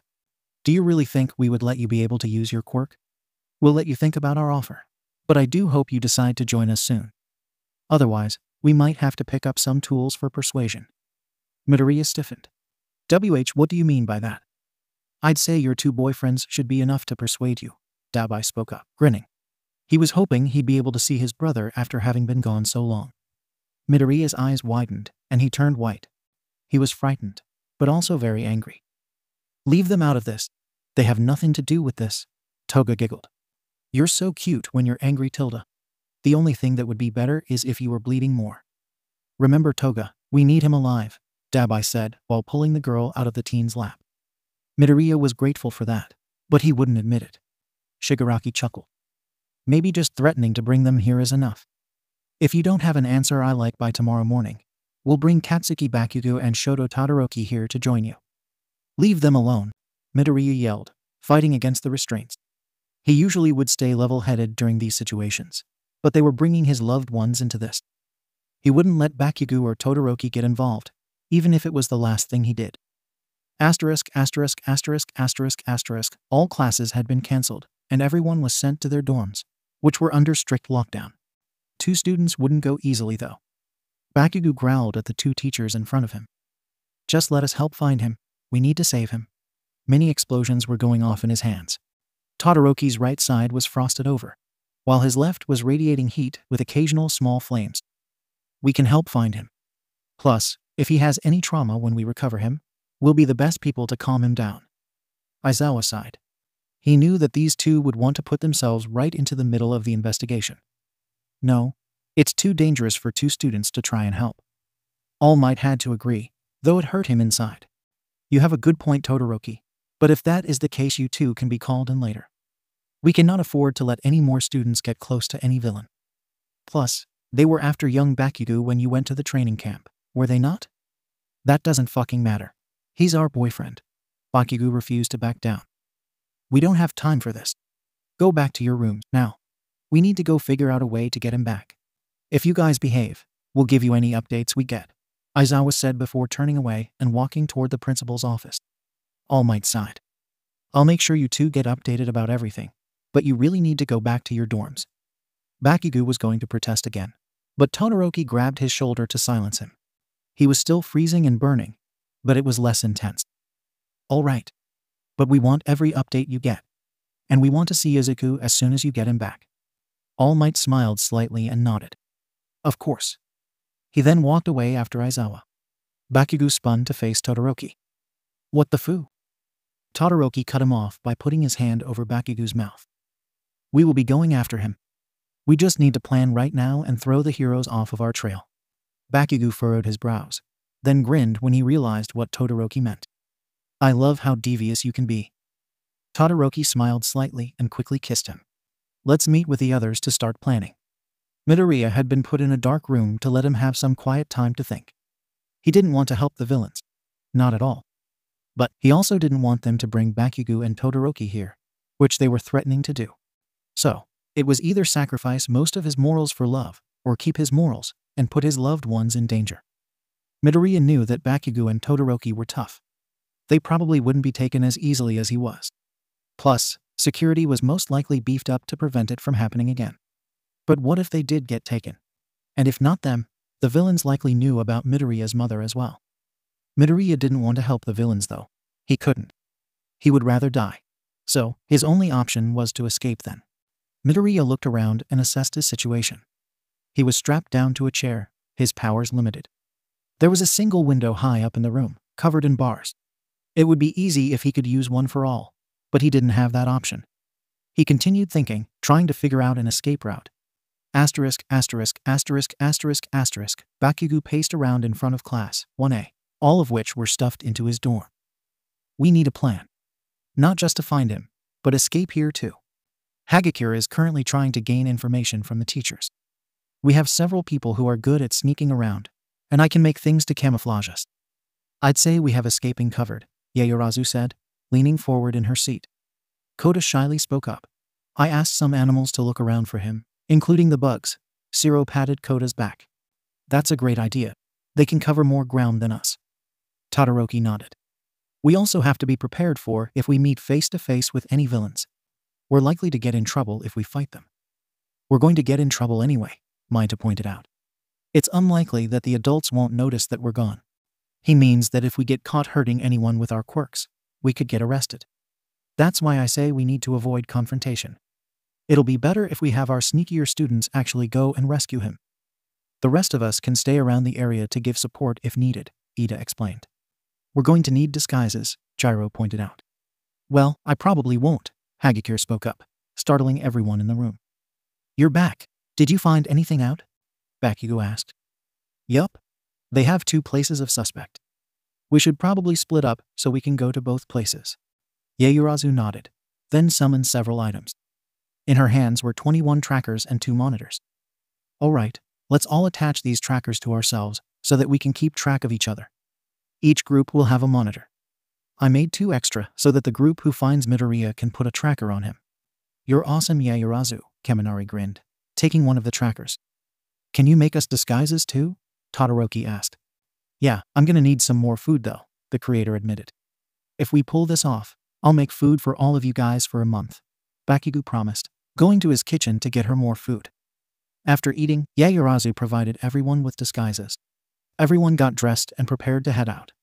Bakugou, Todoroki, Kirishima, Ida, Yuraraka, Asui, Yaoyorozu, Kaminari, and 𝗂𝐻𝐵 were to go to the factory, while the rest were going to go to the bar. They made sure everyone knew the plan, then proceeded to sneak out of Yua. It wasn't even the next day, yet Midoriya was pulled out of the room and back into the bar. He was still trying to figure out an escape plan, even while the villains were pressuring him to join them. He thought about if he broke free, he would need to sprint to the back door. That way he could possibly outrun them and lose them. Everyone froze though when there was a knock on the door. "Hello, this is 𝗵𝗃 store." Everyone stared at the door in confusion, including Midoriya. What kind of villains ordered pizza to their hideout? Spinner tensed up, about to grab his sword, when he and the wall he was leaning against were blown away. Midoriya finally relaxed when he heard All Might's familiar voice yelling, "Smash!" The villains yelled out in confusion, except for Shigaraki, who yelled for Kurogiri to open a warp gate. Before he could though, Kamui Woods swung in and bound all of the villains. Dabai grimaced. "A tree? What the heck?" He tried to use his quirk, but Gran Torino zoomed in and knocked him out with a kick. "Don't be impatient. It'd be in your best interest to stay put." All Might grinned. Just what I'd expect from one of the most competent new heroes around, Kamui Woods. And the veteran faster than the eye can see, Gran Torino. He looked up to glare at the restrained villains. "You can't run anymore, League of Villains." "Why?" "Because we are here." Deadshot slipped in through the door. "We're not the only ones here from the 𝗵𝗃𝗏 store." He opened the door to show multiple police, all in heavy armor. Outside, you're surrounded by skillful heroes like Endeavor and the police. Midoriya knew it was not the time or place, but he still couldn't help but think, why does that burning piece of trash have to be here? Outside, the half of Class 1A labeled Team B was relieved. Gyro sent a message to the other group that Midoriya was being rescued by All Might and some other heroes at her end. She and the others stayed though in case something happened. Back in the building, All Might rushed over to Midoriya and hugged him. "I'm sure you were scared. You did good bearing it." "I'm sorry." Midoriya was crying as he smiled and hugged All Might back, although a bit awkward due to his restraints. All Might quickly used his strength to destroy them though, and Midoriya was glad to be able to move freely again. "I was planning on escaping if you hadn't shown up," Midoriya admitted, rubbing his wrist. All Might laughed. "I bet you could have with that brain of yours. After all that planning I went through. Why are you coming to me, you last boss?" Shigaraki mumbled, calling the attention of all the heroes in the green-haired team. He seemed to think a second before continuing. "It can't be helped. We're not the only ones here. The same goes for us. Kurogiri, bring as many as you can over." "No miss, I presume," All Might yelled. Over at the Namu factory, Tima watched as Mount Lady destroyed the building in one swift kick. Well, everyone besides Bakugou and Todoroki, who were trying to figure out how they would make it to the other place without being seen. Shigaraki paused in confusion. "What's the matter, Kurogiri?" Kurogiri strained against the branches holding him. "I'm sorry, Shigaraki. The Nomas that were supposed to be in a fixed location are not there." "Huh?" Shigaraki looked at the bartender. "You are still green, Shigaraki," All Might said, wrapping an arm around Midoriya. "League of Villains, you underestimated everything too much. The soul of a bright young man, the diligent investigations of the police, and our anger." All Might seemed to glow as he stood up straight. "That's enough of the childish pranks. This is the end." Shigaraki Tamura. Midoriya had to stop himself from freaking out about how cool his dad Might was at the moment, even with the slight slip-up. "The end, you say?" Shigaraki asked, looking down. "Don't be ridiculous. I've only just begun." The man started to slowly stand up, straining against his restraints. "Justice. Peace. I'll destroy this garbage heap that you put a lid on with such vague ideas. It was for that purpose that I set All Might apart and started gathering people to my cause." He glared at All Might. "Don't be ridiculous. This is the beginning." "Kurogiri," said man slumped over as a red line protruded from him, causing one of the villains to freak out. "I played around with his insides and made him unconscious. He is not dead. Ninpo, Thousand Sheet Pierce." The red lines moved together to form Deadshot's head. "This man was always a nuisance. I'll have him sleep." "Didn't I tell you earlier that it'd be in your best interest to stay put?" Gran Torino asked. He then proceeded to list off everyone's name. "With little information and time, the police officers worked very hard to determine your true identities. Do you understand? There's nowhere left for you to run." He glanced at the main villain. "Hey, Shigaraki, can I ask you where your boss is?" Shigaraki started mumbling to himself, not making any sense. All Might tried to ask him for All for One's location, but he was ignored. "Shigaraki," All Might yelled, hoping to get a response. "I hate you," the hand villain finally yelled back. As soon as he did though, gray globs appeared in the air next to him. Nomas started pouring out of the gray globs, startling the heroes. As All Might turned to yell out orders, Midoriya started to feel a little sick. The next thing he knew, he was puking the gray glob, and it started to consume him. Everything seemed to go in slow motion as All Might turned and reached for Midoriya. Izuku, at the Namu factory, Tima was frozen with horror. The few that had gone into the alley, Ida, Yaoyorozu, Bakugou, Todoroki, and Kirishima, made themselves lay flat against the wall, not able to move. The others had been scattered around the area, ready to provide backup.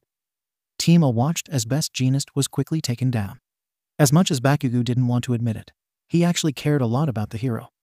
Everyone though, even the explosive boy, knew that they had to run. Had to get away. They couldn't move though. Everything changed though when they heard Midoriya's voice. Midoriya coughed harshly, feeling like he was still breathing the goo, even though he knew he wasn't. What was that? Sorry, Midoriya. Midoriya looked up in confusion and froze, seeing the intimidating man in front of him. He then turned though when he heard a splashing sound and saw all of the villains from the bar appear. He knew that he was in a bad situation, and he was about to activate One for All to make his escape. The young boy paused though when he heard Shigaraki mutter, "Sensei." At that moment, Midoriya realized who he was dealing with. All for One. You failed again, huh, Tamira? All for One slowly approached his student. But do not be discouraged. Just try again. I have brought your associates back as well. Even this child, because you judged that he was an important piece, which I agree with. All for One held his hand out for Shigaraki. Do it over as many times as you need to. That is why I am here. It's all for you. Midoriya was frozen. He should have used this opportunity to escape, but he couldn't move. All for One was too intimidating. It was like that one time with Stain. He was not prepared for this. Did All Might really expect him to be able to face this villain one day? Bakugou and Todoroki were facing a different mental struggle. They were trying to get themselves to move. They needed to get Midoriya. They needed to get him out of there. Just as they finally were able to move though, something held them back. Bakugou looked back to see that Ida had grabbed onto both him and Todoroki, while Yaoyorozu had grabbed onto Kirishima. Both of them were thinking the same thing, that they needed to get out of there. You're here after all, aren't you? Tima froze when All for One said that. Did he really spot them? That was answered for them when All Might came flying in, punching the villain. I'll have you return everything, All for One. The number one hero yelled. Will you kill me again, All Might? The villain asked in return. Midoriya smiled at the sight of All Might, but quickly frowned when he noticed a majority of the villains around him, ready to capture him. Plans were already forming in his head for ways he could escape. Midoriya, All Might yelled, jumping towards his unofficial son. He had to jump back though as All for One sent another attack at him. Midoriya knew that with All Might trying to save him, the hero wouldn't put his all into the fight. He needed to get out of there and fast. Bakugou was thinking the exact same thing, knowing that they had to get Midoriya out of there before he was captured again. He also knew that Midoriya couldn't run since he was surrounded, watching as his smaller boyfriend had his quirk activated and jumped around to avoid attacks. Midoriya jumped to avoid another attack, realizing that they were in crisis mode and would use force to get him back, even if that meant injuring him. They mostly just needed his brain anyway, right? Midoriya, I'm coming, All Might yelled, running toward Midoriya till he was pinned down by another one of All for One's attacks. Bakugou clenched his hands. He knew they couldn't fight. He knew that he would be breaking the law, which would only make Midoriya feel bad and blame himself. He needed to think of some way to get the green-haired teen without fighting. But where was there an opening? Midoriya was surrounded by villains. That's when he remembered how All Might arrived. He quickly formulated a plan in his mind and turned to the others. All right, this is how we're going to do this shit. Midoriya grimaced and panted slightly. He had to get out of there so All Might could stop worrying about him. But it was all that Midoriya could do to avoid the villains trying to grab him. Especially Toga, who really wanted to cut him with her knife. And that's what we're going to do. This is our best chance, so I don't want to hear any of your shitty protests, Bakugou said after explaining his plan. Everyone had to admit, it was a great idea. So, Bakugou and Ida grabbed onto Kirishima, who activated his hardening. Bakugou summoned explosions in his hands, ready to go, while Ida activated his 𝗧𝗔𝗧𝗏. Bakugou looked around to see if everyone was ready, then put his plan to action. The three of them burst through the wall, startling the people who were fighting. Todoroki summoned a huge ice wall that the three then practically skated up, being propelled by Bakugou's explosions and Ida's 𝗧𝗧𝗏. Finally, they were in the air, and Midoriya quickly caught on to their plan. By the time Kirishima had held out his hand, Midoriya was already using one for all to propel himself high into the air. He used 20% power, and was surprised that his legs didn't immediately break. Midoriya quickly grabbed Kirishima's hand and grinned. "I'm glad to see you guys. Wait till we get out of this shitty place to start celebrating." Midoriya looked back and saw one of the villains come flying at him, but was quickly stopped by Mount Lady, who Midoriya called out to. "Prioritize the rescue. Go, you stupid kids," she yelled as she fell. Midoriya watched as more heroes flooded the battlefield and smiled. It looked like things were finally going well for them. After a little bit, they finally met up with Team A of Class 1A. Everyone was hugging Midoriya, glad to have him back. They were quickly moved aside though by Bakugou and Todoroki, who held the boy so tight he thought he was going to be crushed into nothing. "We were scared," Todoroki admitted, running a hand through Midoriya's hair. "We didn't know if they were torturing you, or if they had you locked up somewhere or what." "Half and half is right. We were about to run out on the battlefield to grab you. Engine legs stopped us though," Bakugou laughed. "I have a name," Ida yelled, indignant. Midoriya chuckled and hugged his boyfriend's back. "I was terrified. They said they were going to kidnap you two too, if I didn't agree to help them. I was thinking about forcing my quirk through the quirk restraints just so I could escape." "Izuku," Uraraka gasped. "Hey, it's fine. You guys rescued me so I didn't have to do that." Midoriya's sweat dropped. "No, not that. You're bleeding." Midoriya looked down and sure enough, there was a gash in his side that he hadn't noticed or felt up till now. "Oh, I guess the adrenaline stopped me from feeling it." "Shit. We should have noticed earlier. Let's get you to a hospital," Bakugou said, picked Midoriya up bridal style. "Wait," Midoriya protested. "I want to see All Might's fight. I need to see it." He was starting to feel the pain from the wound, but he didn't care. He needed to watch All Might's fight. "Izuku, it's more important to make sure you're all right," Todoroki said. "I need to watch this fight," Midoriya stated firmly. His eyes were determined, and it was clear that he wasn't going to take no for an answer. Yaoyorozu sighed and summoned some bandages. "Let's at least get you bandaged up." Asui took the bandages. "I'm trained in first aid. I'll take care of it." The frog girl proceeded to treat the wound once Bakugou had put Midoriya back on the grounds. Midoriya sucked in a breath as she started, but then held the hands offered to him by Todoroki and Bakugou. Yaoyorozu texted the other group, telling them about the situation. The other group is heading back to the dorms. They're keeping track of the fight on Ishido's phone.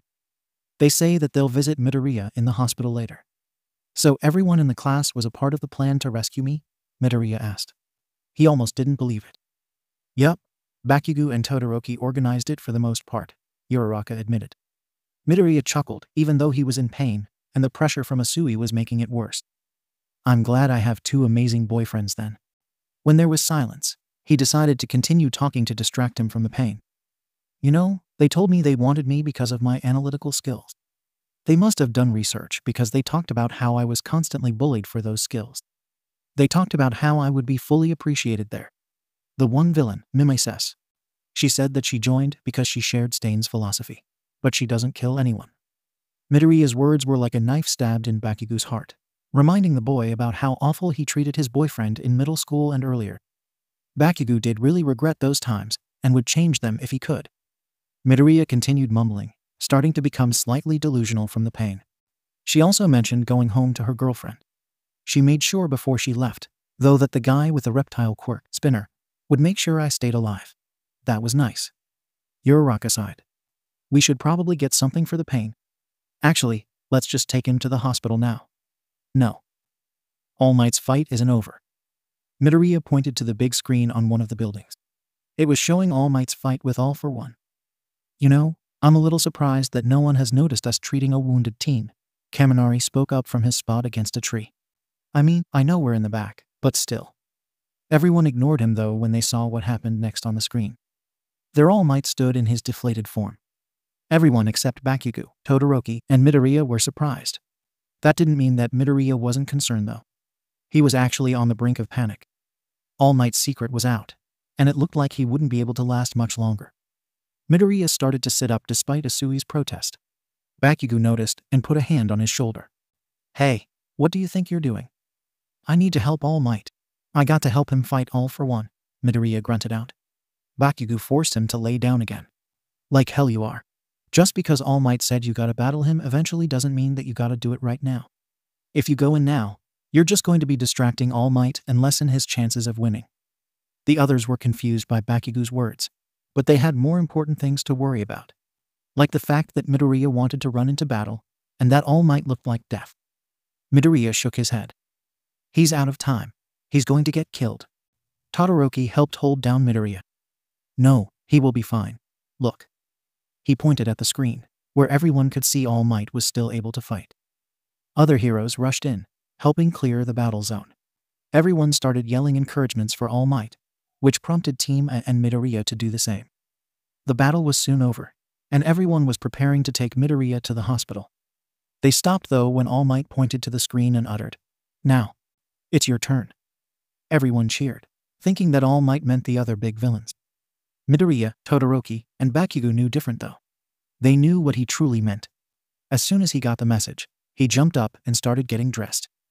Midoriya had only gotten out of the hospital a few hours ago, and was ordered to rest in bed by his boyfriends. But this was too important. Midoriya ran to the dorm entrance and quickly started putting on his shoes. "Hey, where the hell do you think you're going?" "No time, Kaken. I'll be back later," was all Midoriya said before sprinting out of the dorm and to the outside. He could briefly hear some explosions and shouting, but he paid them no mind as he activated One for All and ran to the beach. There, standing wrapped in bandages and looking a little worse for wear, was All Might. The former hero looked up and spotted Midoriya. "All Might," Midoriya yelled. "Izuku," All Might yelled back. They both ran to meet each other in the middle, where All Might, instead of hugging Midoriya, punched him in the face. "Oh," Midoriya muttered, rubbing his cheek. "That's for not going to the hospital right away," All Might explained before plopping down on the ground next to Midoriya. He then pulled the boy into a hug. "I'm glad you're all right." Midoriya smiled and hugged him back. "I'm glad you're all right too." All Might sighed. "I guess you could say that. I no longer possess One for All, and I can barely keep my muscle form." Midoriya pulled away from the hug, frowning slightly. "Is that why you retired?" All Might nodded, looking out to the sea. "I promise I will now dedicate myself to your training. I still plan on teaching, but my free time is reserved for you." Midoriya also looked out to the sea, contemplating what he was told. "You should meet my mom. I want to tell her everything. She deserves to know." All Might nodded. "All right." They sat there for a few minutes in silence, just thinking about things. That is until they heard explosions and ice and shouting. The two looked back to see a path of ice, and something flying in the air coming toward them. Did you tell them you were coming here?" All Might asked. Kinda. I might have just rushed out off the room, saying that I was going to be back later," Midoriya admitted, sweat dropping. Bakugou and Todoroki quickly made their way to the two sitting on the beach, both panting from being out of breath. "Deku. What the fuck?" Bakugou wheezed out, hands on his knees. "You shouldn't do that," Todoroki quietly added, not as out of breath as Bakugou. "Heh. Oops. Sorry, I just got really excited when All Might texted me," Midoriya half-heartedly apologized. Bakugou growled and glared at him. "You're lucky if we don't tie you to the bed when we get back," Midoriya paled. "Please don't do that," All Might chuckled. "Young Bakugou, young Todoroki, I have yet to congratulate you on your amazing rescue plan. That was smart thinking, going into the air like that." Bakugou smirked. "It was all my idea." Todoroki sighed and nodded. "I was glad it worked out and Ieyasu and I were able to get away without any villains noticing." Midoriya's phone chose that time to start ringing, which he quickly answered after seeing that it was his mom. "Mom, I was actually going to text you in a little bit. Izuku, are you all right? I heard you got out of the hospital today. How are you feeling?" "I'm fine, Mom. The wound healed right up. And no broken bones. I don't think I'll be breaking them anytime soon. Kaken and Shadokan both will make sure of that." Midoriya had been trying to make his mother feel better about his choice to be a hero lately. He knew she was constantly worried about him. "Well, that is an improvement. I'm glad. So, what were you going to text me about?" "Well, do you mind if I come over for dinner? With one or two other people?" Midoriya asked, glancing at the others to see they were talking about something. "Oh, that's fine. Would those other people be Katsuki and Shoto?" "Well, sorta. I was thinking about them, and maybe someone else." Midoriya glanced to the side. There was a gasp. "Did you three find another partner?" No. I don't think we ever will. Anyway, the third person I was thinking is, well, All Might. There was silence for a good minute, making Midoriya more and more nervous. Mom. Oh, yes. Yes, that's fine. I just need to do some shopping. Today is fine if everyone is free. Oh, I'll check. Midoriya covered the phone with his hand and looked over at the three. My mom is wondering if you guys are free tonight. After a chorus of yeses, Midoriya went back to the phone. Yeah, they're all free. Great. I can't wait to see you, Izuku. Midoriya smiled. I'm looking forward to it. After a few goodbyes, the two reluctantly hung up and Midoriya sighed. He looked to see that the other three were staring at him curiously. Midoriya smiled. We're eating dinner at my mom's tonight. All of us. Yes, Auntie's cooking is the best. Besides my curry, that is. Bakugou chuckled. Yeah, she still wants the recipe, Midoriya mentioned. She can have it over my dead body. What should I wear? All Might asked. He wasn't used to eating out, or even going over to other people's houses. Midoriya shrugged. Just something casual. It's not like we're going out to eat at a 5-star restaurant. The cooking makes it seem like we are, Shoto muttered. That is true, Midoriya grinned. Asterisk, asterisk, asterisk, asterisk, asterisk, Midoriya groaned slightly as he stepped out of the bathroom. His side was hurting thanks to the cut and stitches, and it didn't help that he accidentally hit it on the corner of the counter. Todoroki was quickly by his side though. Izuku, are you all right? Midoriya sighed and shook his head. I hit my cut on the corner of the counter. Todoroki wasted no time in cooling his right hand and held it against Midoriya's wound. Is that better? Midoriya sighed in content and leaned into the touch. Thank you, babe. Hey, what's going on? We need to hurry if we're going to be there by 5, Bakugou said as he came around the corner. To him, it looked like Midoriya and Todoroki cuddling. I hit my cut on the counter and Todoroki was making it feel better, Midoriya explained. Plus, we have to wait for All Might. Speak of the devil, there was a knock on the door which Bakugou went to open.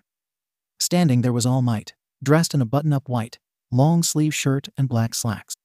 He was also wearing black dress shoes, but his hair was the same. Midoriya chuckled.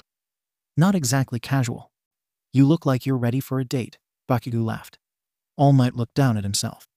Oh, I can run back home and change if I need to. It's fine.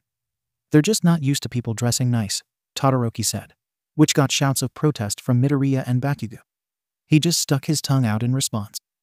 The four arrived at Midoriya's apartment a little late, thanks to a stupid argument between Midoriya and Bakugou. They would have still been arguing too if it weren't for Todoroki. Now, the two were just pouting and looking away from each other. All Might sighed and knocked on the door, not knowing about how to deal with the arguing duo and hoping that 𝐭 would know. Speaking of her, 𝐭 was quick to open the door, smiling at her guest. Hello. I'm glad to see you. She slowly cut herself off when she noticed her son and Bakugou pouting and looking away from each other. 𝐭 raised an eyebrow at Todoroki, who just shrugged. All Might cleared his throat. Thank you for having us over, Miss Midoriya. It is an honor. Even though they had met before when they talked about Midoriya moving into the dorms, 𝐭 was still flustered by the fact that All Might was there, talking to her. And, if she was being honest, she thought he looked great in his suit. Oh, it's no problem. Please, come in. The mother moved out of the way for the four to make their way inside, glancing at Bakugou and Midoriya worryingly. On his way in, Midoriya made sure to pause to give his mother a hug. Thanks for letting us have dinner here, Mom. Shoto had been mentioning how he missed your cooking. 𝐭 smiled as she hugged her son back. I'm glad to have you all here. Although, what's going on with you and Katsuki? Midoriya frowned. It's nothing, Mom. Just Keiken being stupid. I fucking heard that, Bakugou yelled from the living room. Language, 𝐭 yelled sternly, a habit from Bakugou's cursing. Sorry, Auntie, Bakugou apologized. 𝐭 sighed. I'm going to finish up dinner, she said as she walked into the kitchen. Midoriya decided to head into the living room where everyone else was. Bakugou was pouting on the couch with Todoroki on his right, while All Might sat on the love seat. Midoriya sat on the other side of Todoroki, looking away from Bakugou. Todoroki sighed, feeling a little overwhelmed by the tension that Bakugou and Midoriya were putting off. He noticed that they both were leaning on him a little, so he quickly stood. This caused both the pouting teens fell against each other with startled noises. I'm going to help 𝐭, was all he said before he moved over to where 𝐭 was. Midoriya and Bakugou quickly sat up, glaring each other. Watch it, Deku, Bakugou growled out. You fell too, Kaken, Midoriya countered. All Might shook his head. Why are you two even fighting? He had been out of the room when the two had started arguing. So he didn't know the reason why they started arguing. 'Cause he's fucking stupid, Bakugou yelled. You're the one who made me choose, Deku shouted back. Yeah, 'cause I thought you would choose me. What does that shitty bastard have that I don't? Again, I never said I loved him more. I just said he's more romantic. A sudden wall of ice separated the two, making them look to the kitchen where Todoroki was standing, a pot in his left hand and his right outstretched. You two need to stop this. It's a stupid argument. Of course you would say that, Bakugou growled out. Boys, just what exactly are you arguing about? Inko asked, frustration in her voice. Katsuki-chan, Midoriya started, which made Bakugou bristle. Asked me who I thought was more romantic, him or Shadokan. I didn't answer, so he kept pestering me till I chose, and I chose Shadokan. Which is stupid. How is he more romantic than me? I've been romantic since before we were dating. Remember when I found you after you were lost in the woods, and I carried you back home? Bakugou asked. Midoriya snorted and rolled his eyes. Yeah, but how did I get there again? Oh yeah, I remember. I ran and hid after you and your friends beat me up with your quirks. Bakugou actually flinched. His mouth opened and closed. He couldn't find a good response to that. Yeah. Well, I've moved on from that. I know that. And I love you for that. I just don't understand why you think that because Shadokan is more romantic, that means I love him more. Midoriya threw his hands up in the air. It was obvious how frustrated he was. I didn't say, I just. Bakugou let out a frustrated growl. It sounds like you think he's better than me. Well, maybe he is. Midoriya didn't mean that. In some ways, Todoroki was better. But in other ways, Bakugou was better. Midoriya didn't think either of his boyfriends was better than the other. He was frustrated with how obsessed with being the best Bakugou was. Sure, sometimes it was cute and admirable, but now it was just annoying. The tension in the room was so thick, you could cut it with a knife. Todoroki and All Might were taken aback by this new information, while Inko just stared at her son and Bakugou sadly. No one could find anything to say. A timer went off, alerting everyone that dinner was ready. Oh, dinner is ready now, Inko muttered, rushing to set up everything. Todoroki got rid of the ice, separating his boyfriends, and went to help Inko, while All Might made his way to the table. Midoriya was looking at the ground, feeling like apologizing, but also still mad at Bakugou. Said boy was looking away, face burning with shame and slight anger. Midoriya eventually got up and headed to the table, but not before stopping by Bakugou and whispering here, I still love you just as much as Shadokan. Bakugou perked up slightly, and a plan started forming in his head. He would prove he was more romantic, and make Midoriya have the best time of his life at the same time. And Todoroki of course too, 'cause while he was pissed Midoriya thought their other boyfriend was more romantic, he still loved both of them. He would prove to both of them he was the most romantic and best boyfriend. A carnival. A place that could easily be romantic if you brought along your romantic partner. Or two, in Bakugou's case. There was a carnival close by where Ua High School was, and Bakugou thought it was the perfect place to prove he was more romantic. He was going to make sure everything went perfect, and that Midoriya and Todoroki had the best time ever. He approached the table in the dorm common room where Midoriya and Todoroki were sitting with some others. They appeared to be playing a card game, but Bakugou didn't really care. When he got close to the table, he slapped down the 3 tickets he had in front of his boyfriends, causing everyone to look up. We're going to a carnival today. Midoriya looked between the tickets and Bakugou, confusion on his face. A carnival? That's what I said. We'll leave once you guys are done with your stupid game. He took one of the tickets and walked back to his dorm room. Midoriya and Todoroki shared a look. After they had gotten back from Inko's, they still all slept in Bakugou's room, only with Todoroki in the middle instead of Midoriya. Things were still tense with the childhood friends, but they at least weren't yelling at each other anymore. Is everything all right with you guys? Usually you 3 would be bond at the hip during breakfast, Kirishima asked, looking at the two. Midoriya sighed. Kaken and I got into a stupid fight, and things are a little tense between all 3 of us right now. What was the fight about? I am sure that there is some advice online for whatever it is, Ida said while doing his all-over-the-place motions. Katsuki asked Izuku who was more romantic, him or I.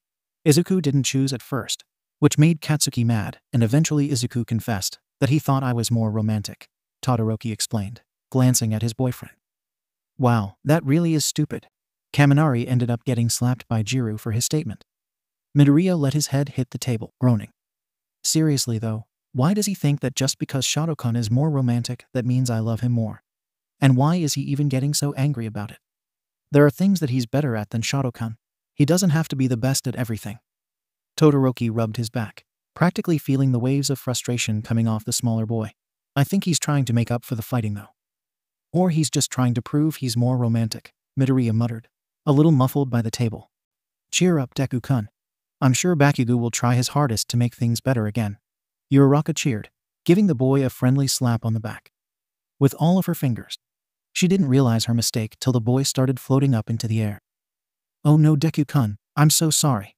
Todoroki sighed as he watched his boyfriend quickly reach the ceiling. Too high for anyone to reach. Asterisk, asterisk, asterisk, asterisk, asterisk. After Tsuyu had helped fix her girlfriend's mistake and gotten Midoriya down, the two boyfriends grabbed their tickets and made their way to Bakugou's dorm room. Todoroki opened the door for Midoriya, and to their surprise Bakugou was leaning against the wall, waiting for them. Bakugou looked up from his phone. He was dressed in jeans, a red shirt, and a black leather jacket. The way he looked made both Midoriya and Todoroki blush slightly. Finally, what took you guys so long? Uraraka accidentally made Izuku float up to the ceiling. Bakugou snorted and chuckled. Really? Round face needs to be more careful. Anyway, hurry up and get ready. I want to get there early. Midoriya nodded and went off to change, while Todoroki stayed where he was. Hey, Katsuki. HM. While we were at the table, Izuku mentioned how you were better than me at things other than romance. He's also concerned that you're taking us out on a date to the carnival just to prove you're better than me at being romantic. Bakugou paused, then sighed. That's part of the reason. I also want to apologize for the way I was acting. I know you've never been to a carnival and Deku likes the rides and cotton candy. Todoroki nodded. I'm going to get ready. He joined Midoriya in the bedroom, leaving Bakugou to think about things. Asterisk, asterisk, asterisk, asterisk, asterisk. They arrived at the carnival around 9, noticing that there weren't that many people there yet. Todoroki looked around in amazement. To others, he might have looked bored with his almost blank expression, but those close to him could see the joy and excitement in his eyes. Midoriya looked at the map of the carnival, mumbling about the best route they could take. We shouldn't eat right before we go on rides, so we should do that first, and then take a break for lunch later. The more popular rides will have a longer wait time though, so we could do the rides with shorter lines and then eat. Then wait in line for the rides that are more popular, which might give us time for our stomachs to settle. But what if, oi, Deku, we're here to have fun. We don't need to plan things out. Bakugou took the map out of Midoriya's hands and put it in the backpack he had brought. We'll just go around in a circle. That way we'll hit all the rides, and we can eat when we get hungry. I want to ride that. Todoroki pointed at the roller coaster nearby that was All Might themed. Yeah, let's do that first. Midoriya grabbed his boyfriend's hands and dragged them to the end of the line. Thanks to the fact that it was still early, there wasn't as long of a line as there would be later. Bakugou smiled. Todoroki and Midoriya were already having fun, and that's all he wanted. He would gladly do anything they wanted to today, to apologize and to make sure they had fun. It wasn't long till they were in the front cart. That luckily held 3 people. As per habit, Midoriya sat in the middle, with Todoroki on his left and Bakugou on his right. It seemed like all the tension that had been present between Bakugou and Midoriya had evaporated. Midoriya gladly held both Todoroki and Bakugou's hands as they started moving, leaning slightly on the ladder. The ride was over quickly, but it was still amazing for Todoroki's first roller coaster ride. They next went on the swings, then a spinning ride. They continued like that until they got to the Ferris wheel, where they decided to take a break. The 3 sat at a table, eating hot dogs and fries. We should wait till we leave to get cotton candy and play games, Midoriya offhandedly mentioned. Bakugou perked up and glanced at a game nearby. He then got up and lifted up Midoriya, struggling slightly. Yup, just as I thought. Midoriya looked up at Bakugou, confused. Huh? Bakugou didn't say anything as he packed up their things, then dragged Todoroki and Midoriya over to the game he had spotted. The weight-guessing game. Oi, guess his weight. Bakugou pointed at Midoriya. The person smiled and nodded, looking Midoriya over. I'm guessing. 100 pounds. Bakugou smirked and gestured for Midoriya to get on the scale. The green-haired teen hesitantly did so, knowing that the person was way off. Sure enough, The scale read 157 pounds. The man, though astonished, handed Midoriya a giant All Might plushie and went to sulk. Midoriya jumped off the scale and went over to his boyfriends. Wasn't that a little unfair? Bakugou shrugged.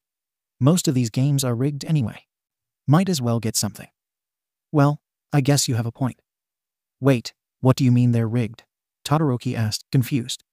Before any of them could answer though, a hand grabbed Midoriya's shoulder. I finally found you. Shigaraki is very pissed off at you and All Might, so he ordered me to hurt you and your loved ones in the way I do best. The man couldn't even move before he was frozen in ice and Midoriya was yanked from his grasp. Todoroki stood in between the man and his boyfriends, while Bakugou held Midoriya in his arms. The man only laughed. You two are quick, but not quick enough. My quirk has already affected him. The man seemed relaxed, as if he didn't care that his lanky body was trapped in ice. Now that Todoroki could get a better look, he saw the man had dull red hair that was in a man bun, dull yellow eyes, a baggy shirt that matched his hair, an army green jacket, and black jeans. The boy's eyes narrowed. The man didn't look like it, but he was certainly a villain. What did you do? The man let out a breathy laugh. You'll see when he wakes up. Todoroki glanced back to see that Midoriya was limp in Bakugou's arms, unconscious. When he looked back at the villain though, he was gone in a puff of purple smoke. Todoroki cursed and moved over to his boyfriends. He's fine, just knocked out, Bakugou said, already knowing what Todoroki was going to ask. I'm sorry I let him get away. Todoroki looked down at the ground, disappointed in himself. He shouldn't have looked away from the villain, even for a second. Hey! Bakugou maneuvered slightly to lift up Todoroki's face with one of his hands. All that matters is that we're here together. Now let's get Deku to Recovery Girl. Todoroki nodded and together the two hurried back to Yuo, ignoring the stares they got as they left the carnival. The boys made it back in record time, thanks to Todoroki using his ice to make a path for them and Bakugou accelerating them with his quirk. They ran into Aizawa, Present Mic, and All Might on their way to the infirmary. Literally. Todoroki managed to grab Bakugou before he fell with Midoriya in his arms. The teachers weren't so lucky, though, as they fell to the ground. Dudes, what's the rush? Present Mic asked, rubbing his head. No time. Bakugou ran off while Todoroki held back for a second. We were at the carnival and Izuku was affected by a villain's quirk. Todoroki sprinted away after Bakugou, leaving the teachers to sit and process what the teen said. When it clicked, All Might was the first to scramble up. Izuku? He ran after the teens, scared for his unofficial son. Aizawa and Present Mic shared a look before following after the others. Bakugou was the first to make it to the infirmary. He practically kicked the door down, starting Recovery Girl, and set Midoriya on a bed. What is going on here? Recovery Girl jumped up, looking over at the boys. We were at a carnival, and a villain showed up and grabbed Deku. I pulled him away and Shoto froze the villain, but Deku passed out and the villain escaped. Bakugou explained, worry soaking through his voice. Recovery Girl went over to Midoriya and started looking him over. The door opened again and Todoroki ran in, going to Bakugou's side. He glanced at Bakugou, then watched Recovery Girl. The door burst open a third time and All Might stumbled in. Is Izuku all right? What happened? He rushed over to where Midoriya was on the bed. Recovery Girl sighed. His heartbeat and breathing are normal, and as far as I can tell he wasn't injured. It would be better if I knew the nature of the villain's quirk, but since I don't, we'll have to keep Midoriya here overnight. Bakugou clenched his fist. He couldn't help but blame himself. If he hadn't decided to take them out to the carnival, this might not have happened. Todoroki grabbed one of Bakugou's hands and held it in his own. He gently squeezed his hand and stood close by him. Can we stay here with him? Recovery Girl bit her lip in thought, then nodded. Just make sure you stay out of the way. All Might, can I talk to you outside for a second? All Might nodded, and together the two adults left the room, leaving the teens alone. Todoroki and Bakugou sat down together at the edge of Midoriya's bed, both staring at the green-haired teen. It's not your fault. Bakugou looked over at Todoroki, surprised that he knew what he was thinking. If I didn't, they would have just got him at another time. I'm glad we were able to have fun for a little bit. They won't get another chance to touch him though. We'll both grow stronger to protect him better, and we'll help him grow stronger to protect himself. It is the villain's fault, and it always will be. Bakugou slowly nodded, holding Todoroki's hand tight as he looked back at Midoriya. Midoriya blinked, slowly waking up from what felt like a long nap. He was confused when he saw white ceilings and white curtains. Was he in the hospital? He tried to sit up, but a weight on his chest was keeping him down. Midoriya looked down and was shocked to see two boys who were asleep, their upper halves on Midoriya. The green-haired teen only grew more shocked when he saw his friend turned bully was one of the teenagers. Midoriya couldn't help but let out a yelp and jump up, trying to get away. What? The other two shot up and looked around, now wide awake. Their eyes landed on Midoriya, and they seemed to relax. They both smiled, Bakugou more than the other. Are you all right? We were worried there for a bit, Bakugou asked, reaching for Midoriya. Midoriya jumped back in fear, slight hatred present in his eyes. What are you doing here? What happened? Who's that? Midoriya pointed at the boy with red and white hair. Midoriya glanced at his hand with surprise to see a bunch of scars. What? Izuku? Do you not know who I am? It's me, Shoto Todoroki. Todoroki reached out for Midoriya, stopping when the boy flinched. Midoriya glanced between the two teens, trying to remember why he was at the hospital. The last thing he remembered was trying to save Bakugou from the slime villain. Then getting lectured by the heroes. Then he went home, right? So why was he in the hospital? And where did the scars come from? Deku. Midoriya looked at Bakugou, his eyebrows furrowed. Did you attack me? Is that why I'm here? Are you here to antagonize me more with your friend? Well, guess what? I'm not dealing with it anymore. I get it. I'm useless without a quirk, and I can't be a hero. Just leave me alone, Bakugou. Pain flashed across Bakugou's face. What? No, don't you remember? We were at the carnival on a date, and a villain attacked you. Shoto and I got you here as fast as we could, and Recovery Girl looked you over. Izuku, what is the last thing you remember? Todoroki asked. If his hunches were correct, why would you want to know? And what do you mean on a date? I just want both of you to go away. Midoriya moved as far away from them as he could, glaring at both of them. He was sick of others right now. All Might, his classmates, his teachers. The only person he was all right with being around was his mother.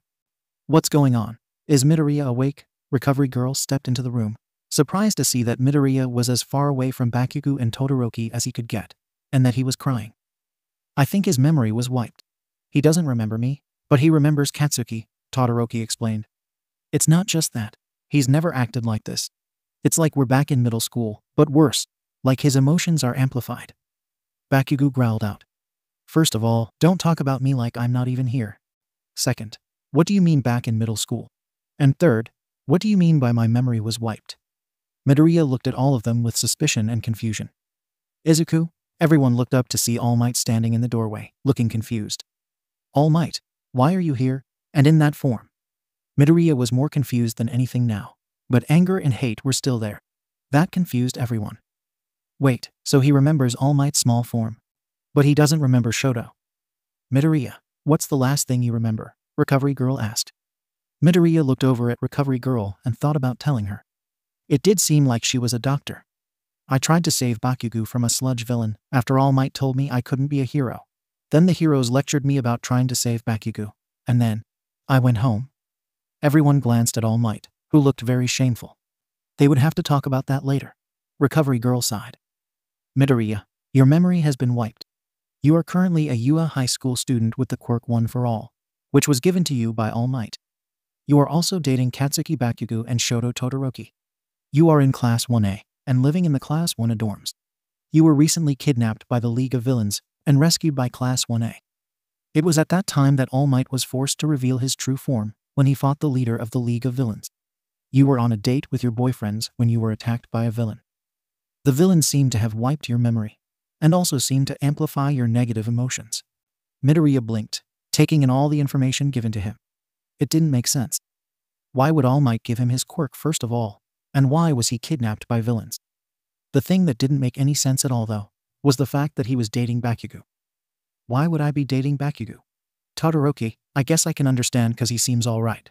But Bakugou, I hate him. He's tortured me for most of my life. Bakugou stood up and walked out of the room. His face was shadowed by his hair, but one could still see the tears falling down his face. Todoroki glanced between the door and Midoriya. I'll be right back. He got up and went after Bakugou. Midoriya just watched in silence. Maybe he went a little too far. Bakugou must have been better if Midoriya had fallen in love with him. The teen shook his head. There must have been a different explanation.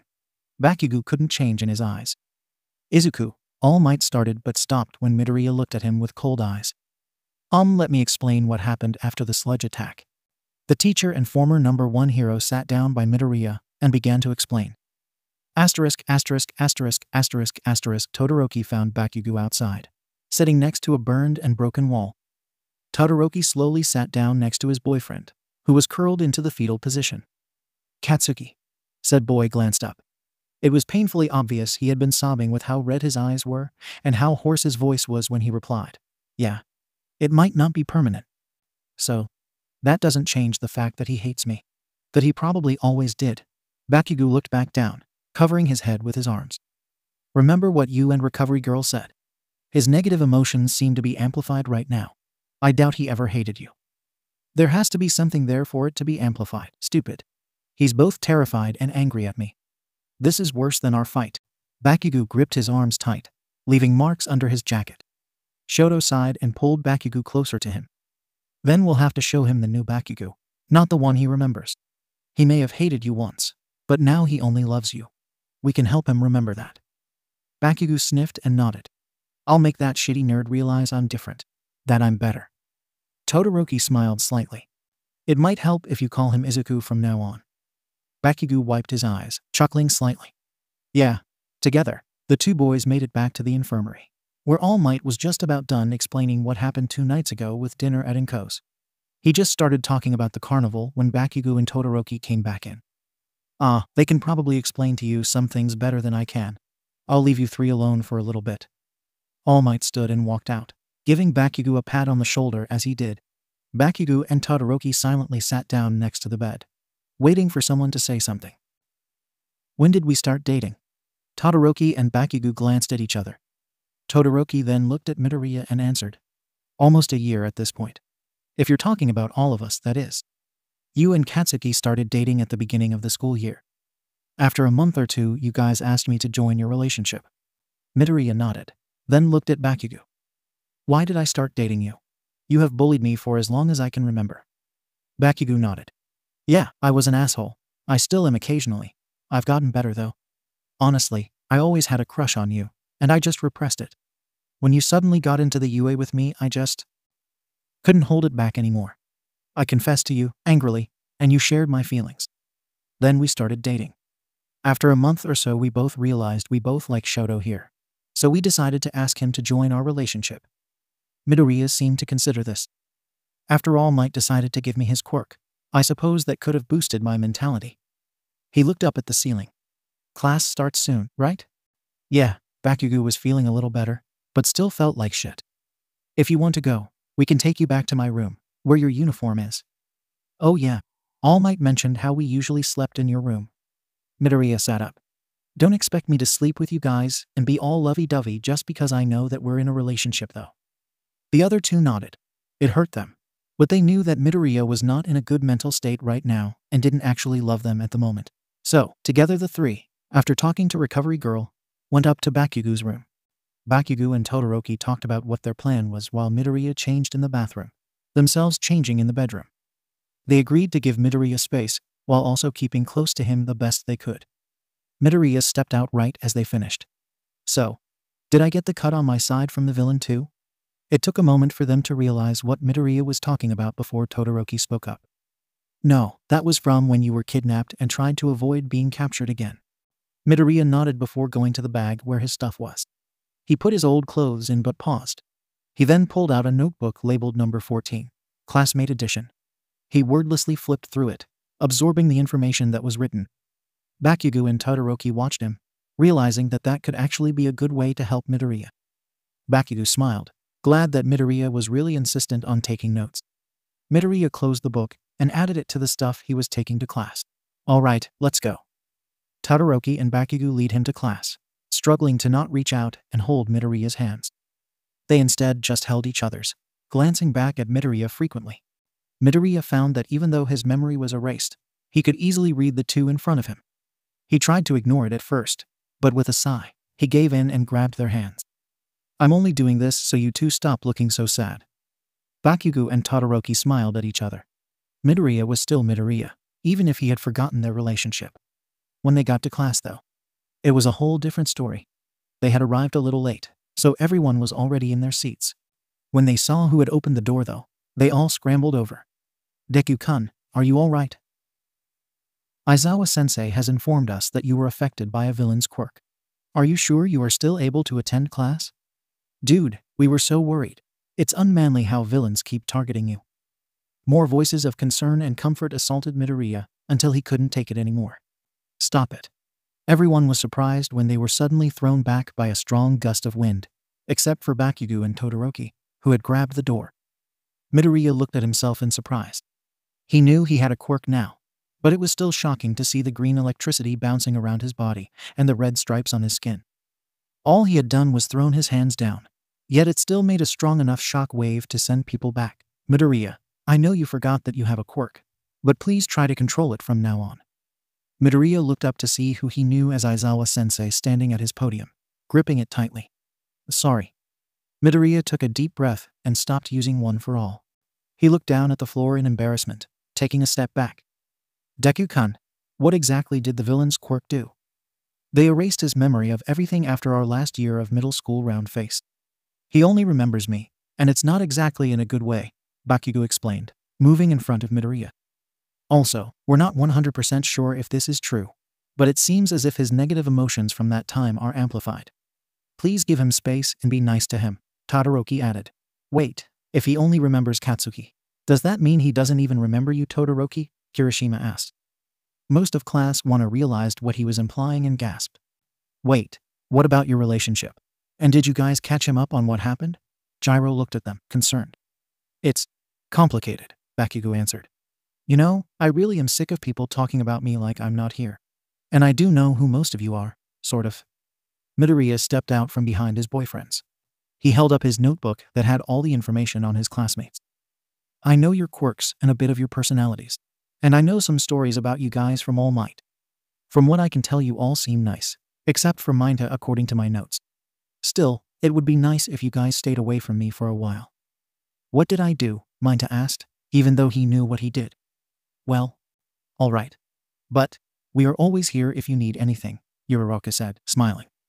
"Thanks, Uraraka?" Midoriya asked. The girl smiled and nodded happily. Midoriya nodded, then looked back at his boyfriends. "Where is my seat?" To Midoriya, he honestly did trust the two who were apparently his boyfriends over everyone else. Granted, not by much. He still did hate and fear Bakugou, and he felt neutral for Todoroki. He knew that they were telling the truth though. He felt something for the two. It was very faint, but he knew that he felt something special for them. Plus, it did seem like Bakugou did change from their middle school years. That's why he wasn't hesitant as he followed the two to his seat. Midoriya sat down, aware of how everyone was staring at him. It felt just like middle school. Only this time, he actually had a quirk. A powerful one too. He realized that he didn't have to deal with people's shit anymore. "Hey, can you stop staring? It's rude." Midoriya had to admit, he loved how people immediately looked away. Except for Bakugou and Todoroki, that is, but he chalked that up to them being worried about the one they loved. After all, while he had no clue about how close he actually was with everyone else in the room, Bakugou and Todoroki were his boyfriends, so they must love him, right? Midoriya paused. If they were boyfriends, then he obviously loved them back. So, while pulling out his notebook, Midoriya promised to himself that he would try his best to see what he had seen in them before and fall back in love with his boyfriends. Thanks to previous notes and his boyfriend's help, Midoriya was able to keep up in class for the most part. That is until they got outside for a progress check on their quirks. Midoriya didn't really know how to use his quirk. He knew what All Might and his boyfriends told him, but that was different than actually doing it. So, when it was his turn to throw a baseball, he just stared at it. "Midoriya, you need to throw the ball." Aizawa sighed as he watched the boy. "I know that, I just don't remember how to use my quirk." It was still weird to him that he had a quirk. Bakugou sighed and went over to him. "Basically, to activate your quirk, you need to." His mind went blank as he tried to think of how to explain how to use a quirk. "Shoto? Oh, you need to try to mentally activate it." That made everyone think. While they all had most of their lives to live with their quirks and use them, to their knowledge Midoriya was a very late bloomer. So, it made sense that he would need it explained to him. But no one knew how. Try to think about the power coursing through you. It's there, you just need to make it come to the surface. It's like a light that is always on, always there. Your body still knows based off earlier, so you need to rely on muscle memory, Aizawa tried. As much as he didn't like to admit it, he had a soft spot for his students. All right. Midoriya took a deep breath and concentrated. He could feel the power from his quirk flowing through him. So, he did like his teacher said. He tried bringing it to the surface, keeping in mind what he was told about only being able to use 5% of his power. Soon, red lines and green electricity covered his body. He grinned. The feeling of having a quirk was amazing. Midoriya rolled his shoulders, getting used to the feeling. It was new to him again. Wow. Having a quirk is amazing. You guys really take it for granted, you know. Midoriya winded up, then threw the ball. It was quickly out of sight, even made a sonic boom. Everyone was more focused on Midoriya's comment though. Did they really take having a quirk for granted? None of them really ever met someone who was quirkless. They had all been surrounded by people with quirks. Sometimes, they forgot about the fact that there still were people who didn't have quirks, or even very useful quirks. Even if Midoriya had a quirk now, there was still a large portion of his life where he didn't. Aizawa looked down at the screen in his hand. You've improved by a lot. Last time we did this, you had to break a finger to get it out of sight. Midoriya nodded, happy with the results. He moved back to join his boyfriends as the next person, Tokoyami, was up. Midoriya barely paid attention though, knowing he already has notes on everyone. Instead, he just glanced between the two people at his sides. It felt natural to be in between them, like being in his mother's arms. Speaking of his mother though, he would have to call her to talk to her about the current situation.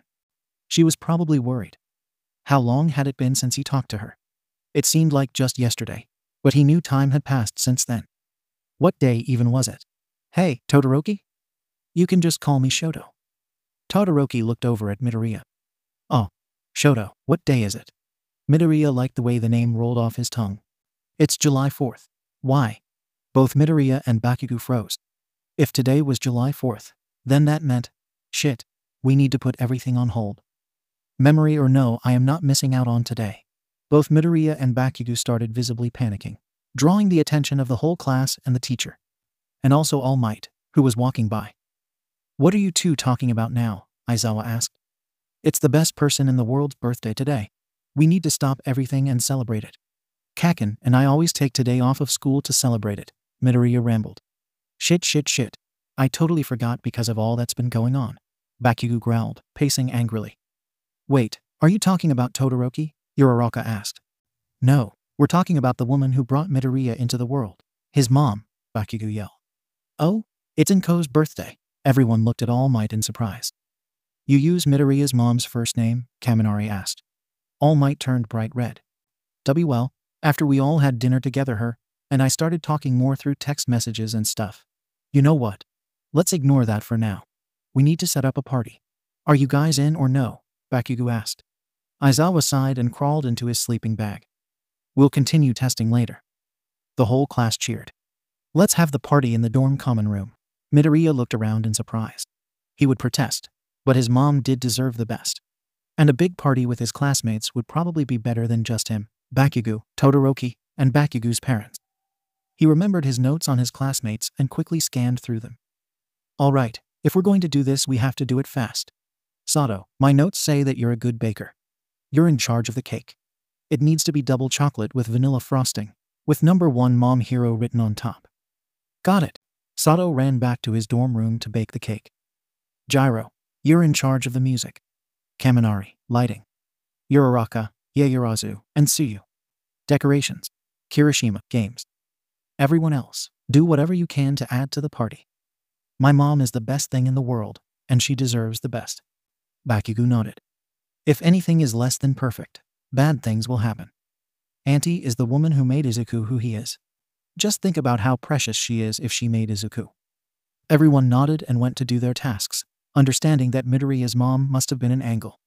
All Might stayed behind though with Midoriya, Bakugou, and Todoroki. Is there anything I should do? Midoriya glanced at him. He still wasn't that much of a fan of the former hero at the moment, but he knew his mom did like him. You're in charge of bringing my mom here. Don't tell her anything about my memory problem though. I don't want to ruin her special day because of a few missing memories. I'd say more than a few, Bakugou grumbled, but stopped when he received a glare from Midoriya. Bring her here in 2 hours. In the meantime, keep her company. Just remember not to mention the surprise party either. Maybe say something like parents are being allowed to observe their children's growth or something. Actually, use that, and get Kaken's parents to come with. Bakugou didn't mention it, in fear that Midoriya would stop. But he noticed how Midoriya started using his nickname again, and he loved it. Midoriya looked back at his boyfriends. Alright, now let's go get some gifts. Todoroki quickly learned that things were serious when it came to Midoriya's birthday. Bakugou and Midoriya did not mess around. Todoroki understood it though. Just because his family didn't celebrate birthdays in any way, except going out to eat and the occasional present, didn't mean that other families didn't go all out. So, Todoroki didn't waste any money buying the best gifts he could. Midoriya went with a simple route, buying small, cute things with personal touches he knew his mother would like. Things like a keychain, a new recipe book, and other things like that. Bakugou grabbed some chips and pop for the party, a card for the three of them to sign, and a few other presents. They all checked out, Bakugou and Midoriya staring at awe at the number of presents in Todoroki's arms, then quickly headed back to the dorms. Everyone was moving, decorating, cooking, or trying to get presents. Everyone was doing their best to set up the last-minute party. Midoriya smiled. These people who he didn't remember were doing the best to make his mom's party great, even though he wasn't the best to them. These people really were nice. It made Midoriya feel a little guilty with how he acted and his thoughts from earlier. He put that off though. He would just have to apologize later. Soon, the party was all set up, and now they just had to wait for the guest of honor. Midoriya sent a text to All Might, letting him know that they were all done. He got a text back that told him that they were actually on their way at the moment, and almost at the school. They're almost here. Let's get to our hiding spots. And, thank you guys for helping with this party. It means a lot. Midoriya smiled at his classmates. A few people grabbed their chest out of shock at the sudden joy and pureness shown their way. Others awed, while the rest smiled. Bakugou and Todoroki both grabbed each of Midoriya's hands, smiling at him. Midoriya flushed at the sudden attention. What? You're too cute. Todoroki kissed Midoriya's hand. Very damn cute. Bakugou kissed Midoriya's other hand. Guys, it's great that you're being lovey-dovey again, but they're here, Kirishima pointed out, looking out the window. Everyone froze for a second. Then, chaos ensued as they all scrambled for a hiding spot. Kaminari managed to turn off the lights before diving behind a couch. Most people hid either under tables or behind walls. Midoriya, Bakugou, and Todoroki managed to hide behind one of the couches just as the doors started to open. It's pretty dark in here. Bakugou immediately recognized his mother's voice.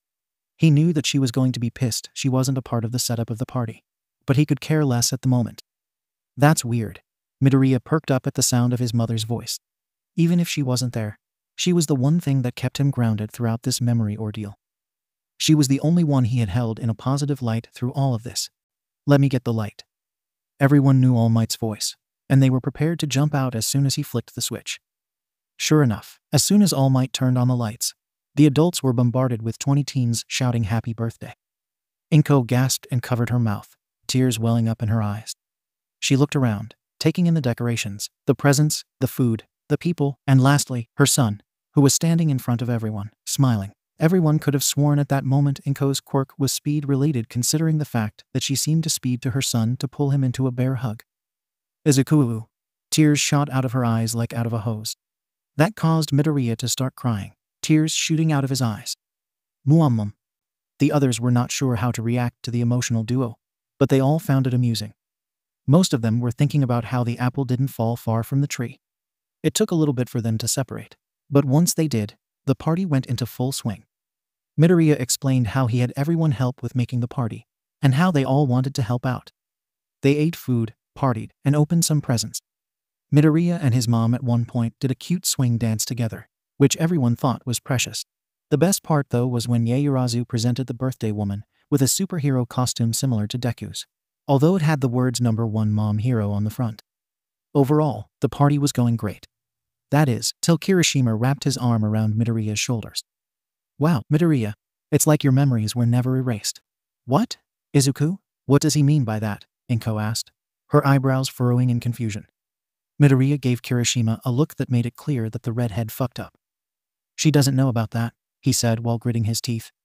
Know about what? Izuku, what are you hiding? Inko asked with growing concern. All the partying slowly came to a halt as everyone's attention was drawn to the distressed mother and her angry son. Midoriya took a deep breath, then smiled sadly at 𝐭𝐽. Well, I guess the cat's out of the bag. I was recently attacked by a villain, and all my memories after my last year of middle school were erased. I don't remember any part of high school. Midoriya was in a sour mood. After he was forced to explain everything, it had dampened the party mood. Everyone tried to keep it up to celebrate the birthday, but it just wasn't the same. Slowly people started to head back to their rooms and Bakugou's parents had to leave because they had work the next day. Currently, Midoriya sat next to his mom on one of the couches. He glanced at her, only to find her looking at him in concern. "Mom, I'm sorry I didn't tell you. I just wanted to make your birthday special.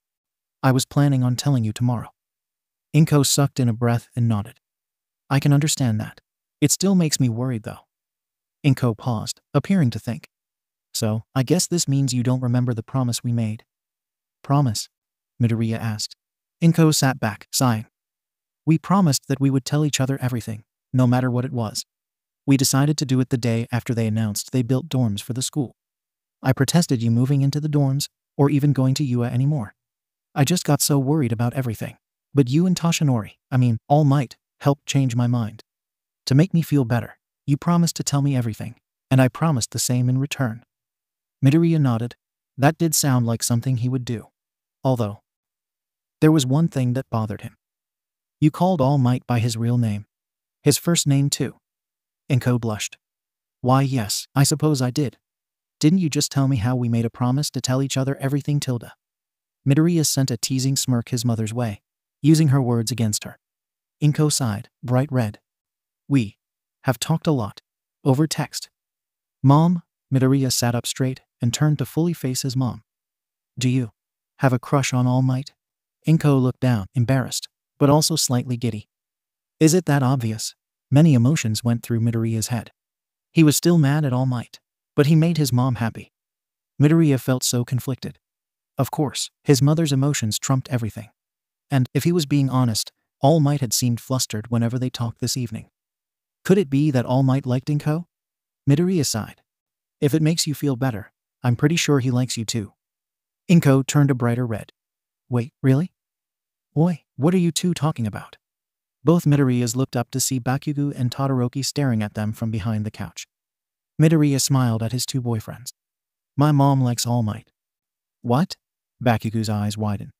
"And I'm pretty sure he likes her too," Midoriya smirked. "Izuku," 𝐭𝐽 whined, hiding her face in her son's shoulder. "Is it because you're secretly All Might's hidden love child?" Todoroki asked, getting a little excited. "Hey, I told you to never bring up your ridiculous theory in front of my mom," Midoriya shouted. He then paused. The others realized what he said and also paused. This was the first time Todoroki brought up his theory since Midoriya's memories were taken. "Did that mean, Izuku, is your memory back?" Todoroki asked. Midoriya closed his eyes and racked his brain, trying to see what he remembered. "No. Not completely. I think I remember a few things. I remember meeting Todoroki. And Kaken confessing." "Anything else?" 𝐭𝐽 asked. Midoriya frowned. "A really creepy girl, obsessed with seeing me bleed?" "What?" 𝐭𝐽 nearly had a heart attack.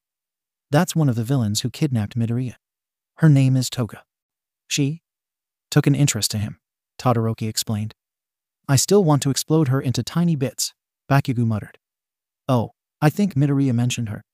When he was sick, and she and another villain attacked, right? Yeah, that's when we had our first interaction with her. I was kinda proud how everyone jumped in to save Izuku." Midoriya looked at Bakugou. "You can call me Deku if you want. Isn't it my hero name anyway? Plus, that one girl. Uraraka calls me it." Bakugou nodded, smiling slightly. Now they knew for sure that Midoriya's memories would come back, and he saw that as an improvement. It was only a matter of time before they all came back and Midoriya would be back to his normal self. "Are you having a good birthday, 𝐭𝐽?" Midoriya and the other teens looked over to see All Might talking to 𝐭𝐽. "Well, for the most part. I've never celebrated my birthday with this many people before. It was a little surprising that Izuku's classmates put this together for me, especially since I never met most of them before. The fact that Izuku lost his memory is very concerning, but it's sweet how he wanted to hide it from me for today."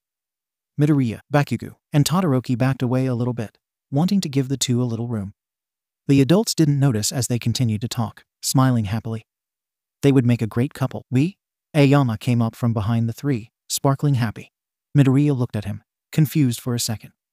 He looked him over and saw his belt, and immediately recognized who it was. Oh, Aoyama, right? Yeah, I guess they would. Aoyama chuckled. How exactly would you feel if they got together? Todoroki and Bakugou eyed Aoyama suspiciously, wondering what he was up to. Midoriya shrugged, thinking about it. How would he feel? I guess I would be happy. Because my mom would be happy. And my mom would be dating my idol, which is cool.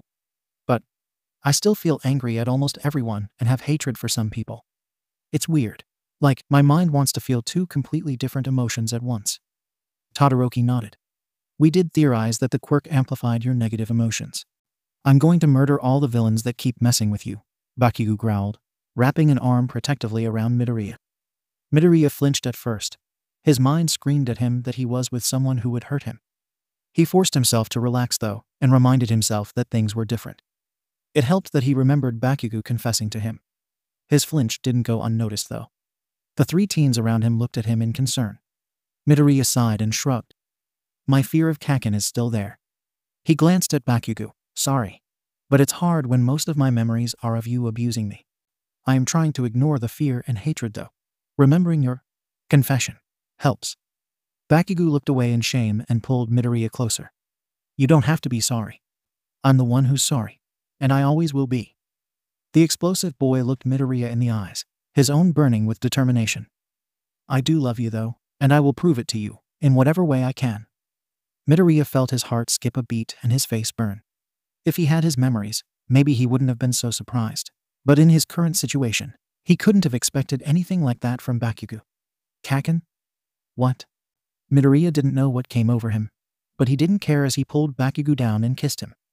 It felt natural to Midoriya, even though he never remembered kissing anyone before. He chalked it up to muscle memory. Bakugou wouldn't admit it, but the kiss really caught him off guard. Only for a second though. He didn't waste any time in kissing back, pulling Midoriya against him.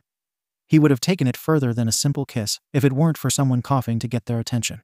Both Midoriya and Bakugou broke the kiss and looked to 𝐶 giggling at them, a little red. Sorry to interrupt, but this is a public place, and I actually have to get going. Midoriya frowned and went over to his mother, hugging her tight. Do you want me to walk you home? 𝐭 hugged him back. It's all right. Toshinori already volunteered to take me home. Midoriya looked over 𝐭's shoulder at All Might, glaring slightly. Make sure she gets home safe. If anything strange is going on, or if something happens, call me. You don't have your quirk anymore, and my mother can only levitate small objects. He backs up to look at his mother. If someone tries to attack you with a knife or gun, levitate the object out of their hands, all right? 𝐭 chuckled. You're acting like you're the parent here. Don't worry though, we'll be perfectly fine. We're taking a cab home, and All Might is still intimidating as the former #1 hero. Midoriya bit his lip. All right. Text me when you get home. I will, sweetie. 𝐭 kissed Midoriya's cheeks. Then she and All Might left with all the gifts and some food. All that was left were Tokoyami, Kaminari, Gyro, Kirishima, Yaoyorozu, Uraraka, Midoriya, Bakugou, Todoroki, Zero, and Ishido. With that group, and with no supervision, of course things were going to get a little crazy. And it all started with Ishido and Zero, who brought out some alcohol. Come on, it's not that bad. Plus, with all these villain attacks, and what happened to Midoriya, we could all use some cheering up, Ishido explained, pouring everyone a drink. Midoriya thought about it. Really, the only good thing going on right now was his mother's birthday, and that had passed. Sure, the legal drinking age was 20, but no one really cared. Deciding he had nothing to lose, Midoriya took his cup and downed it. That's the spirit, Midoriya, Zero cheered, drinking his own cup. Bakugou and Todoroki looked at Midoriya like he was crazy. Then both sighed in defeat and drank their own. Soon, everyone had decided that one cup wouldn't be too bad and drank their own cups. How wrong they were though. What they thought was just some cheap alcohol actually was pretty powerful. Just one cup managed to make everyone but Yaoyorozu, Gyro, Zero, and Ishido to get drunk. Bakugou and Todoroki weren't much of a problem. Bakugou seemed calmer and more compliant than his usual self, and all around nicer. Todoroki was a little more expressive, grinning, laughing, and being a little giddy. They talked about how much they loved each other and Midoriya for the most part, which Zero got on tape, pun intended. Kaminari, Uraraka, and Tokoyami weren't too bad either, but not as easy to handle. Kaminari started to try and jump off of everything. The couches, the table, the counters, other people, anything he could climb on. Uraraka turned into a giant flirt who started flirting with people and inanimate objects. Luckily Tsu came and got her as soon as she started feeling rejected by a houseplant. Tokoyami went straight into the kitchen and took out all the eggs, trying to keep them warm so that he could hatch them. Dark Shadow appeared to be drunk too as he was crying over the eggs. Kirishima was a real problem when he tried to strip his clothes off, claiming it was too hot.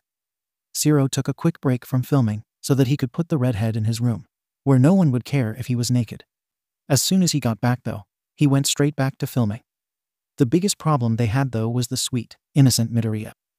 At least, the sober ones had thought so.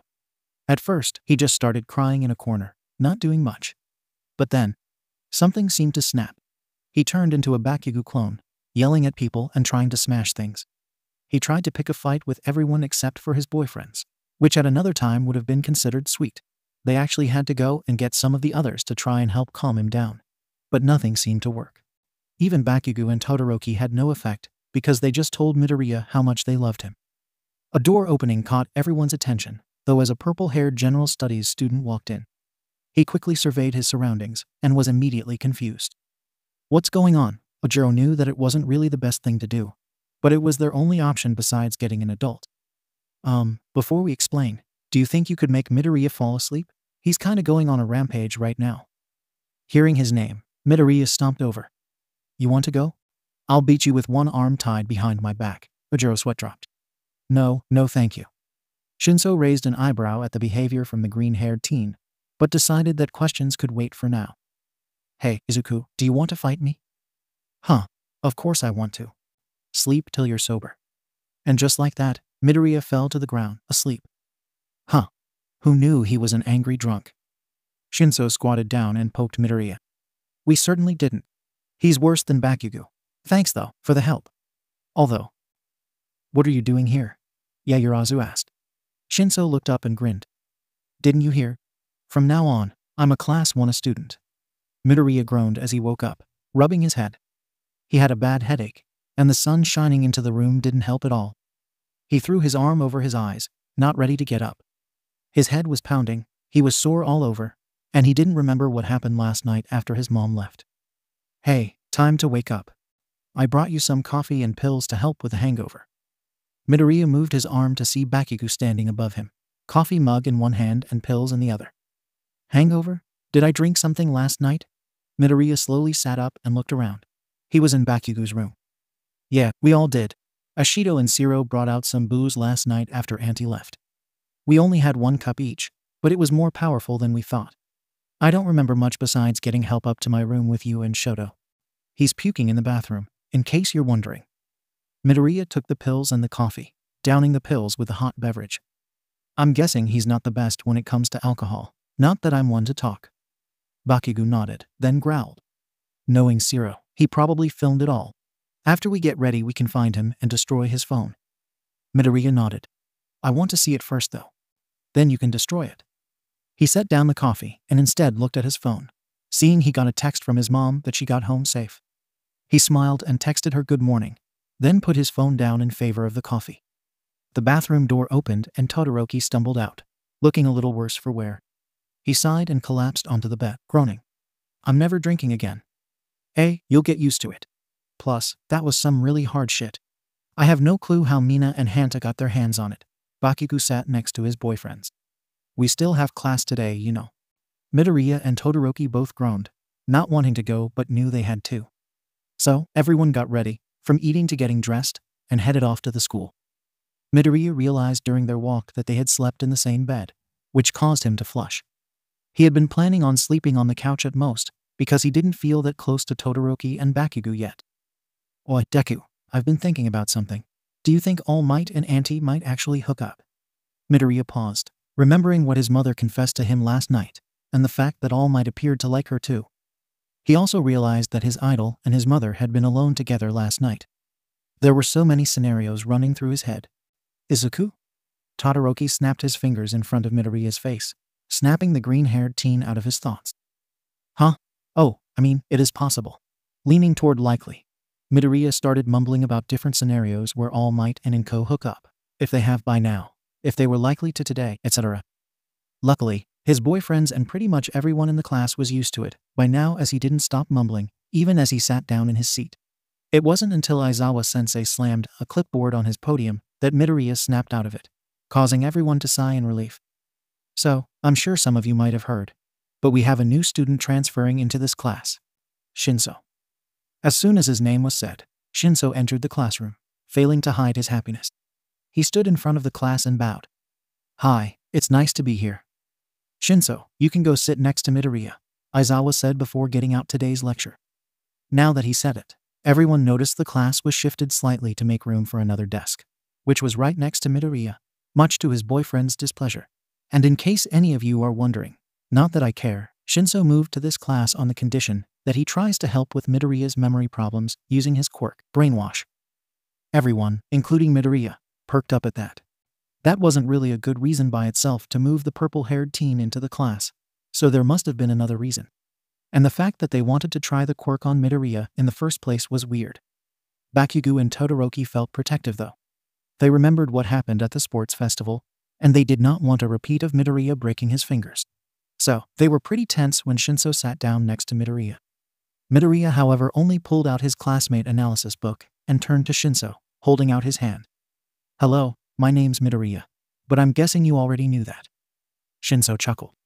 "So it really is true that you lost your memory." He shook Midoriya's hand. "My name is Shinso, but you can call me Hitoshi. We're actually pretty decent friends since you constantly hounded me about my quirk." Midoriya blushed in shame. "Oh." He casually slid his notebook away. "So we call each other by our first names?" Shinso nodded. "I can call you Midoriya if it makes you feel more comfortable. I bet it sucks not remembering almost everyone in this school." Midoriya nodded. "You can call me Izuku, I don't mind. Can you remind me about your quirk though?" Shinso grinned. "It's called brainwashing. All that I need to do to get people under my control is to get them to respond to me." Midoriya gasped. "That's so cool. I've never seen a quirk like that." "Well, technically you did when we fought at the sports festival. I had you under my control, but you managed to break free last second by breaking 2 of your fingers." Midoriya looked at his hand. What he wouldn't give to remember that fight. "So, I'm guessing the teachers think that if you use your quirk on me, you can try and cancel out the other quirk so that I remember everything sooner." Shinso patted Midoriya's head. "You still have that big brain of yours. Yeah, that's what they're hoping. At least I was able to help you out last night when you were drunk." Midoriya froze. What? You saw me like that?" Shinso smiled. "Yeah. You acted like Bakugou too. 0, only worse." Bakugou and Todoroki, who had been eavesdropping, looked at each other in surprise. "They're Midoriya? Acting worse than Bakugou?" Midoriya looked horrified. "I didn't hurt anyone, did I?" "Don't worry, Midoriya. All you did was try to destroy things and try to fight people. We made sure no one got hurt. Sorry about the alcohol, by the way. We didn't know it was that powerful." "If it makes you feel better," Bakugou turned sweet and submissive, while Todoroki turned really giddy and lovey-dovey. Zero spoke up, having also eavesdropped. "Really? Kaken was?" Midoriya ignored everything else, only focusing on what Bakugou was like. Bakugou and Todoroki, on the other hand, were bright red at hearing how they had acted. "Yeah, even they couldn't get you to calm down when you were rampaging? It was hilarious because all they did was cling to each other or cling to you and talk about how great you are. Well, I guess it did help a little cause sometimes they stopped you from moving. But then Shinso showed up and got you to fall asleep. Bakugou and Todoroki were actually the ones that carried you to bed. But Shinso and I followed just in case something happened," Zero explained. Midoriya laughed. "That sounds amazing. Usually, I'd be embarrassed that I was like that. But it sounds like nothing bad happened. Oi, are you 3 done talking? It's time for class to start," Aizawa said, getting everyone's attention. "For our next unit, we are going to be talking about how different quirks work. We're going to be mostly looking at the ones around this classroom for the first part, starting with the emitters." Everyone glanced at Midoriya, knowing that he was the one who would be the most help during this unit. Midoriya himself was quickly looking through his notebook, looking over his notes. Aizawa smirked. "Midoriya, come up here, and bring your notebook." Midoriya froze, nodded, then went up with his notebook. He looked at Aizawa, wondering why he had him come up. "Midoriya, how many notebooks do you have analyzing quirks?" "Oh, 14 I guess." This one is all about my classmates, apparently. Midoriya showed him the notebook. Aizawa took the notebook and flipped through it. There is no doubt you are going to ace this unit. You already have notes on everyone's quirk, from their weaknesses and strengths to ways that they can be useful in battle. He closed the notebook. You said you used to be mocked for this, right? Midoriya shyly nodded, subconsciously glancing at Bakugou, who looked at the floor in shame. This is a good talent to have. Being able to understand your enemy's quirk can mean life and death in battle. Aizawa put the notebook down. Tell us about Bakugou's quirk. Midoriya nodded. Kaken's quirk is called Explosion. He sweats a nitroglycerin-like substance from his palms and can detonate it at will to create explosions. The more he sweats, the more powerful his explosions become. He can use it to either attack or maneuver in the air. It is a very powerful quirk. However, there are some weaknesses. He suffers a recoil from his bigger explosions, which is why he benefits from keeping in good shape. His quirk is also hard to use in colder climates since he needs to sweat. Everyone was stunned by the accurate description besides Aizawa and Bakugou. Good. Shinso, come up here. Shinso stood up and walked up next to Midoriya. Midoriya, tell me what you know about Shinso's quirk. Midoriya bit his lip. Well, I know what he's told me. His quirk is called brainwashing, and it can only take effect if a person responds to sh Hitoshi. Once he has someone under his control, he can make them do what he wants. Aizawa nodded. Everyone in this class is going to demonstrate their quirk in front of the class, and everyone else is required to take notes as detailed as Midoriya's. You cannot copy off of him. I'll know if you did. Everyone nodded, getting out their notebooks. Aizawa turned to the students he had called up. We're going to start with Shinso's quirk. Shinso, take this opportunity to try and make Midoriya get his memories back. This will test if your quirk can cancel out others' quirks. Midoriya looked at Shinso, who looked a little surprised, but figured it was going to happen eventually. Shinso looked at Midoriya and decided to just ask him a simple question. Are you ready? Midoriya took a deep breath and nodded. He would at the very least be able to get more notes out of this experience, and at best get his memories back. Go ahead. It came out of nowhere. Midoriya couldn't move. He couldn't even blink. All his systems went on autopilot as he was alone with his thoughts. All he could do was think. He couldn't even look around, which wouldn't matter because everything looked fuzzy. Was this what it felt like to be brainwashed? With my quirk, I can make him do pretty much anything, even things he couldn't normally do. Izuku, do a split, Shinso said as he was explaining his quirk to the class. Most of the class was awed to see Midoriya do a perfect split on the ground. Most of them.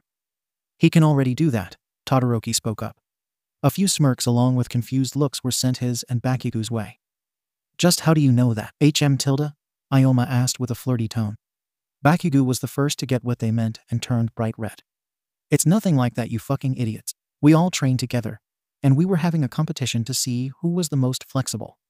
The class started giggling and laughing as everyone looked back up at the demonstration at the front of the class. Shinso and Aizawa both sighed. Anyway, I can also make him say things too. Midoriya, say that you hate Katsuden. Midoriya spoke in a weird, monotone version of his voice that gave a few people shivers. I hate Katsuden. Shinso watched as a few people scribbled down notes. He glanced at Midoriya and hoped that his next command would work.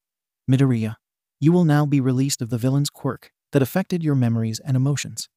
Once you are, you will be released of my quirk. Everyone watched with bated breaths as Midoriya stood there. Then, he shook his head blinking. Wah! Midoriya looked around at everyone, seeming to process something. He then started crying with tears powerful enough to break concrete. I'm sorry for how rude I've been, and I'm sorry that I forgot you all. He then looked at his boyfriends. I'm sorry, Kaken, for all the mean things I've said. Bakugou grinned and jumped up, pulling Midoriya into a hug. Todoroki soon joined him, smiling.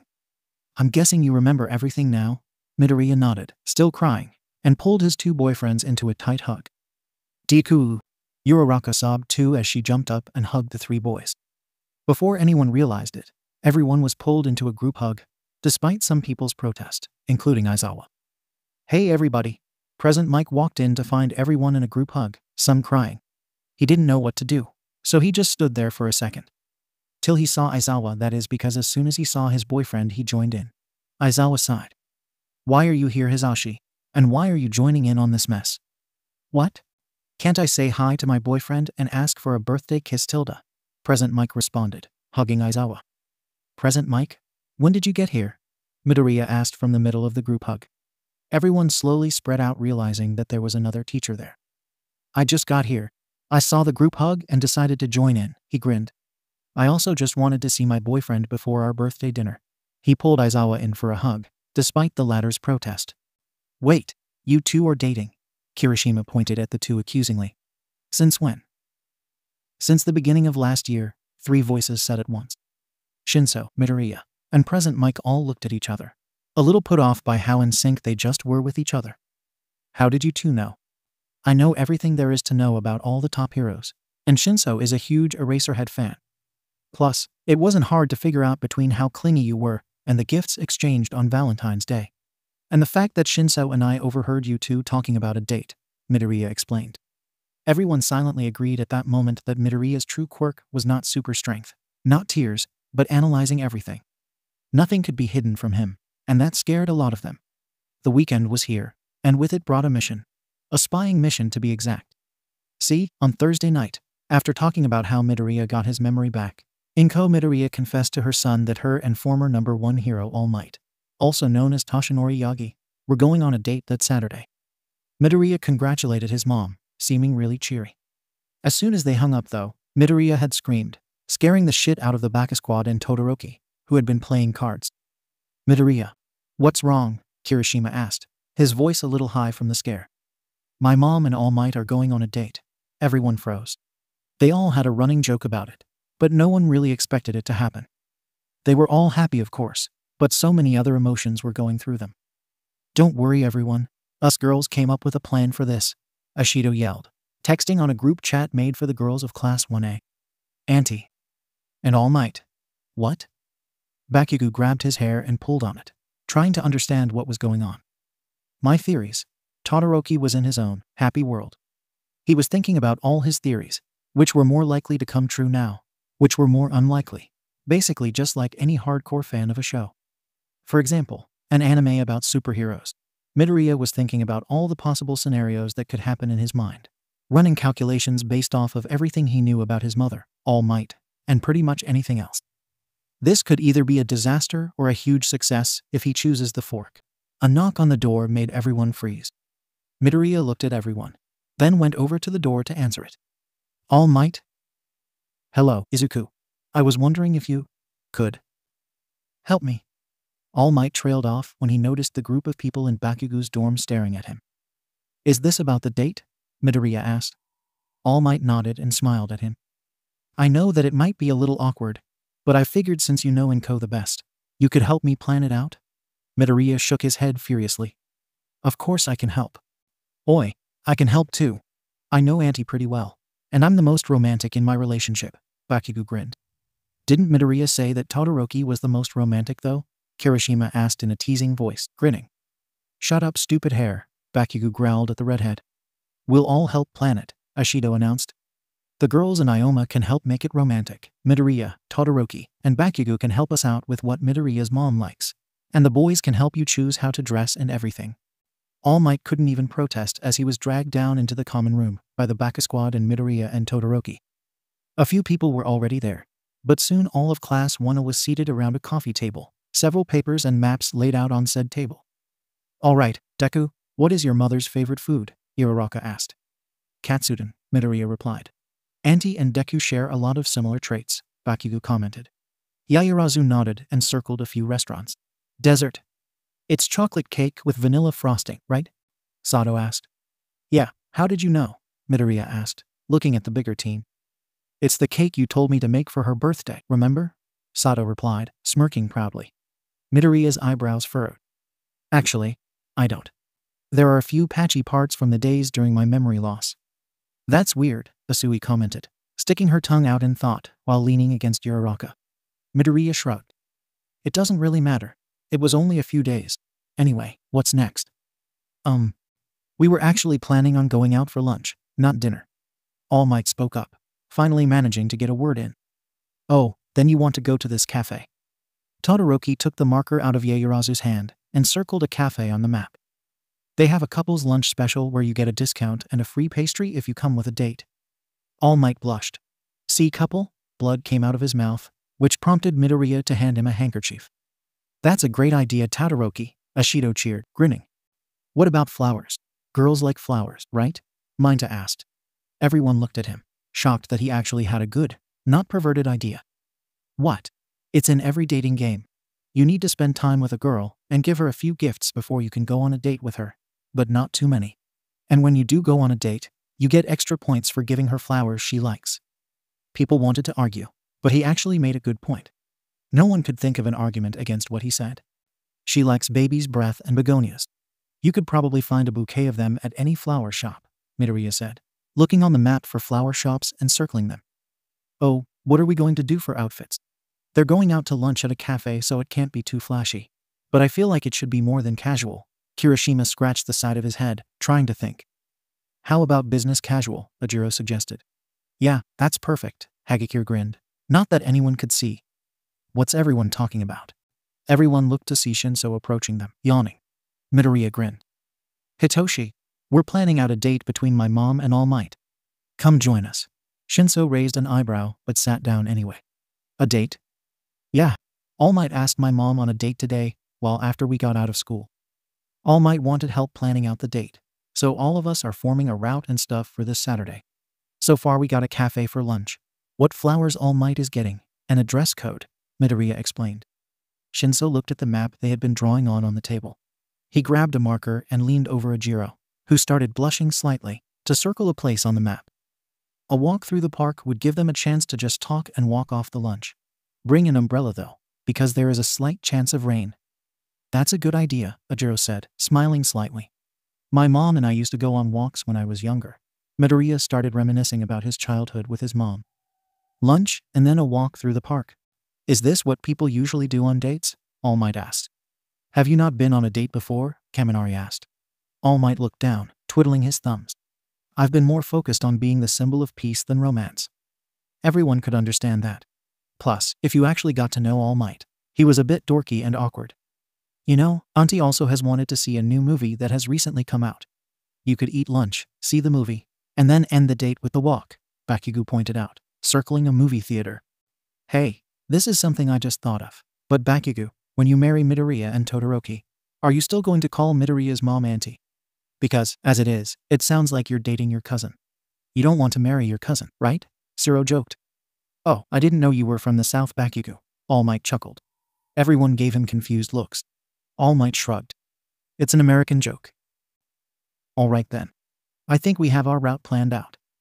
Ishido grabbed another map and drew a path from a flower shop, past 𝐒𝐭𝐲's apartment, to the cafe, then to the movie theater, and finally to the park.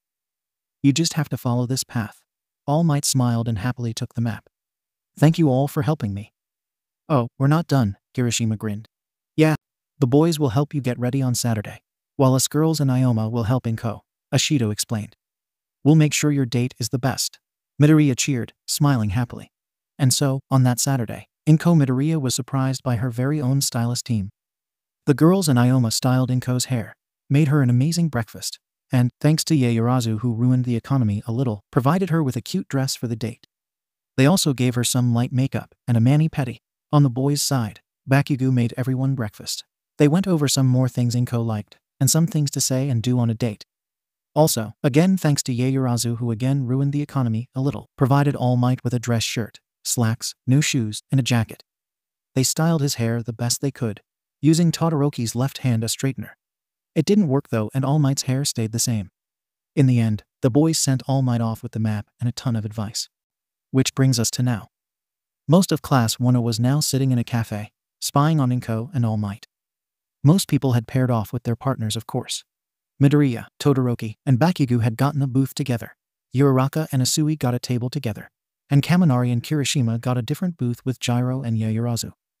The rest split off into their own groups. Ishido and 𝗬𝗏 sat with 𝗻𝗔 and Ida, Sato and 𝗵𝗲 sat at the bar area, and Ejiro sat with Shinso at one of the tables. They all did their best not to be noticed by 𝗬𝗏 and 𝗒𝐭 while they watched the two. Midoriya, Bakugou, and Todoroki were closest, so they managed to eavesdrop a little and hear the adults' conversation. Todoroki was secretly proud of himself when 𝗬𝗏 brought up the couple's special, which 𝗒𝐭 liked. All of the couples and the three boyfriends also took advantage of their discounted meal, all of them turning it into a little date opportunity. A spy date, that is. Because, while they still were being a little romantic, They kept an eye on 𝐻𝐽 and All Might. They watched as All Might turned bright red, trying to tell something to 𝗻𝐻𝐽, causing the woman to laugh. Midoriya smiled, seeing his mother and pseudo-father getting along very well together. He was happy for them and hoped that things would work out. If they did, then All Might actually would be his father. Soon, the two adults finished up their meals and All Might paid, causing all the students to quickly pay their checks as well, which caused a few fights between some of the couples over who would pay, mainly between Todoroki and Bakugou and Kirishima and Kaminari. Midoriya ended up quickly paying for his and his boyfriend's meals just so they could get out of there quicker, much to Todoroki and Bakugou's displeasure. As everyone was making their way to the theater though, the students lagging behind and occasionally hiding as not to be caught, a problem emerged. As to be expected, people had noticed the former symbol of peace had been walking around and eating with a woman, both in nice clothes. And of course, they talked on social media about it, catching the eye of the media. Before 𝗻𝐽 and All Might knew it, they were surrounded by people with microphones and cameras, asking a lot of questions. Mostly, they asked who 𝗻𝐽 was, and if they were on a date. All Might looked at 𝗻𝐽, silently asking if it was all right to answer the questions.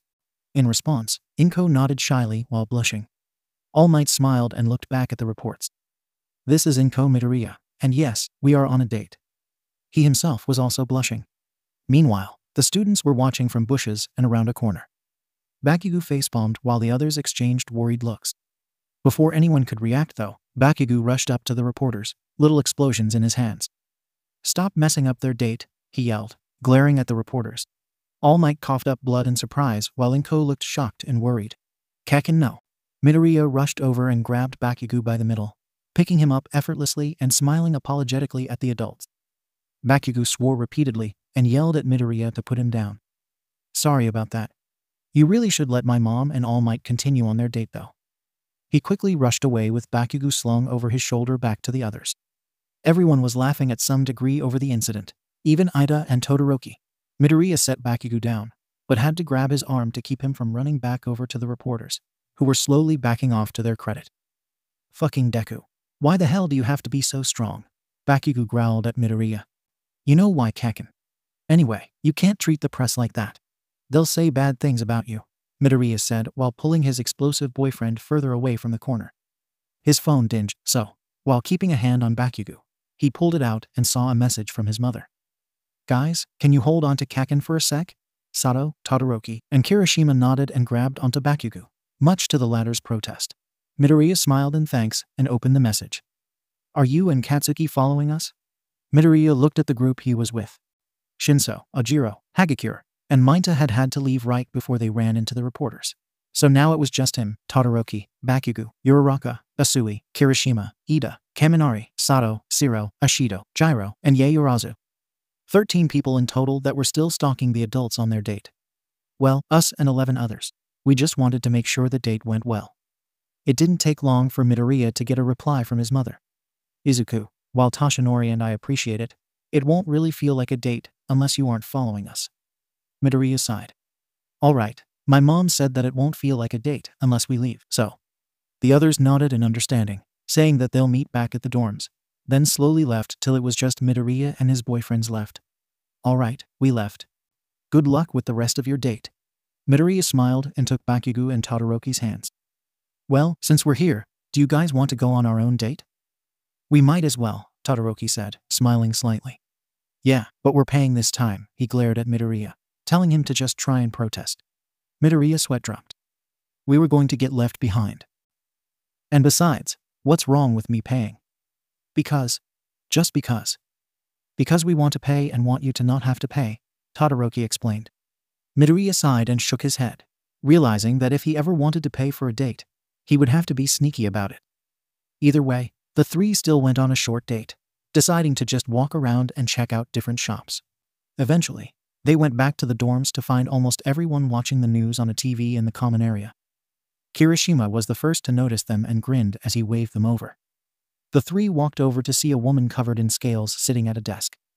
And in recent news, former hero All Might was seen with a woman said to be 𝗻𝐽 Midoriya on a date today. This woman was confirmed to be Izuku Midoriya's mother, a student in Class 1A at UA when Izuku Midoriya grabbed Katsuki Bakugou, winner of the US Sports Festival, and asked reporters to leave his mother and All Might alone on their date. After she spoke, a clip of what happened earlier played, showing Bakugou yelling at the reporters, then Midoriya coming in and picking him up, talking to the press, then walking away. Midoriya turned red, seeing that he was on the news, while Bakugou only grew angry again. All the others were snickering at the scene that played, still finding it hilarious. This brings up the question of how these two people met, and how long they have been together. Clearly, they must have met through Izuku Midoriya. But what led to the spark of romance is yet to be answered. We will have an update once we get more information on the subject. Todoroki turned off the TV, looking at everyone calmly. They really should just leave them alone. Midoriya sighed, knowing that he was going to have to avoid the media for a while. The news had blown up with the information that All Might had a girlfriend even though it wasn't official. Midoriya had gotten a text from his mom about how reporters had swarmed their apartment and couldn't go out without being asked a lot of questions. The same had been happening to All Might and even Midoriya. All three of them tried to answer the questions and debunk the bad rumors. And of course, the question of Midoriya being All Might's secret love child had been brought up, much to Midoriya's displeasure. There was one time where he had been with Todoroki out shopping when they were swarmed with reporters. After a few random questions that Midoriya had answered before, the love child thing was brought up again. The only warning Midoriya had gotten was Todoroki's eyes sparkling before the teen had mentioned how he had thought that too, and how it had always been a theory of his. Midoriya had facepalmed and dragged Todoroki away from the more excited reporters, yelling that it wasn't true. There was a problem with all the media coverage though. All Might had many enemies, and not all of them were a part of the League of Villains. To them, this was an opportunity to take a strike at the people All Might cherished, knowing that he wouldn't be able to stop them. That was why 𝐭 and her apartment were under constant surveillance by different heroes. Midoriya, however, was on school grounds most of the time, so he wasn't followed around by any heroes, just ordered to be around someone at all times. Midoriya had just gotten back from his trip to the store with Bakugou and Todoroki to get food for the dorm kitchen. He had gone up to Bakugou's room to change since it was his turn to cook dinner for everyone, and he wanted to be in cleaner clothes to cook. He paused though when he saw a girl around his age leaning against Bakugou's door, holding a bag in her hands. Can I help you?" The girl, who had orange-yellow hair and bright blue eyes, looked up at him in surprise, then smiled. "Oh, it's you, and you're alone. Perfect." Midoriya started to get nervous and thought about activating One for All. Why was this girl happy that he was alone? "Did you need something?" The girl nodded and walked toward him, holding out the bag. "Here. This is an apology gift." Midoriya raised an eyebrow and took it, trying to remember when he had met this girl before and what she did to him. He came up with nothing. "Apology for what? I don't even know who you are." The girl laughed awkwardly, running a hand through her short hair. "Oh, yeah, I'm a part of the new hero class, Class 2B. The name's 𝗵𝗄. And the gift isn't from me. It's from my girlfriend, as an apology for leaving early and allowing you to get cut by Toga, and for the kidnapping in general." Midoriya froze. He thought about all the villains he had seen when he was kidnapped, and On stood out in his mind. The one who had left to go hang out with her girlfriend. That meant, "You're 𝗵𝗄𝐻's girlfriend. You're dating a villain." 𝗵𝗄 flinched slightly. "Yeah, you could say that. I know it's a little weird. A girl who is trying to be a hero dating someone considered to be a villain. But she's not that bad. Sure, she has hurt people. But at least she hasn't killed anyone. And she does send gifts to the families." Midoriya just stared in shock. He almost couldn't believe it. It was staring him in the face though. "Why don't you turn her in?" 𝗵𝗄 sighed. "Several reasons. Because I love her. Because I could never betray her trust. And because as much as I might deny it, I kinda do agree with her thinkings. Please don't tell anyone about our relationship though. I don't want her to get caught because of me." Those last words echoed in Midoriya's head. This girl wasn't concerned about herself getting in trouble, only her girlfriend. Plus, he himself knew that there were a lot of things he would do for Bakugou and Todoroki. He sighed. "I won't tell anyone," 𝗵𝗄 perked up, smiling happily. "Thank you," she hugged Midoriya, who hesitantly hugged back. You know, she has her reasons. Her parents were both heroes who were really good. They weren't popular though, so no one gave it much thought when they were killed in battle. The news barely mentioned their names. She grew upset that her parents, who were better than some of the top heroes, got ignored while people like Endeavor get praised. Midoriya thought about Koda, how he grew to hate heroes after his parents' death. He could see the same happening to 𝗵𝗄𝐻, though with her parents not being well known. "I'm sorry to hear that. Tell her I said thank you for the gift." 𝗵𝗄 broke the hug, smiling and nodding. "Oi, who are you?" Both teens turned to see Bakugou marching toward them, little explosions going off in his hands. Ooh, that doesn't look good. Well, I'll see you later, Midoriya, Miko said before her hands started glowing pink. Midoriya watched in amazement as she seemed to summon a mini pink tank with her hands, hop on it, then ride away faster than a tank should be able to go. He just had to ask about her quirk the next time he saw her. Who the hell was that? Midoriya looked to see that Bakugou had stopped next to him, angry look on his face. Midoriya looked back down at the gift in his hands. Just a messenger for someone. Bakugou raised an eyebrow. What kind of vague shit is that? Midoriya chuckled. I'll tell you later. He went into Bakugou's room and into the bedroom, setting the gift on the bed. Bakugou followed him, sitting next to the gift. But I want to know now. I'll wait till I can tell you and Todoroki in private. Midoriya reached for his bag of clothes and searched for a different shirt. Bakugou growled but relented. He instead looked at the bag. What did she give you? Midoriya looked at the bag. I don't know yet. You can look for me though. He grabbed a clean shirt and started to change. Bakugou rolled his eyes, but grabbed what was in the bag and pulled it out. It's a box with a note on top. Midoriya, having gotten into a new shirt that said sweater on it, grabbed the note from the box and read it over. He silently put it in his pocket, not letting Bakugou read it. He then took the box and opened it, revealing a food container. Opening that, Midoriya was surprised to see Katsudon. How did she know? Who? The girl. I can fight her if you want me to, Katsuki grinned, holding up a hand that had tiny explosions going on around it. Midoriya rolled his eyes and sat down in Bakugou's lap. Don't fight her.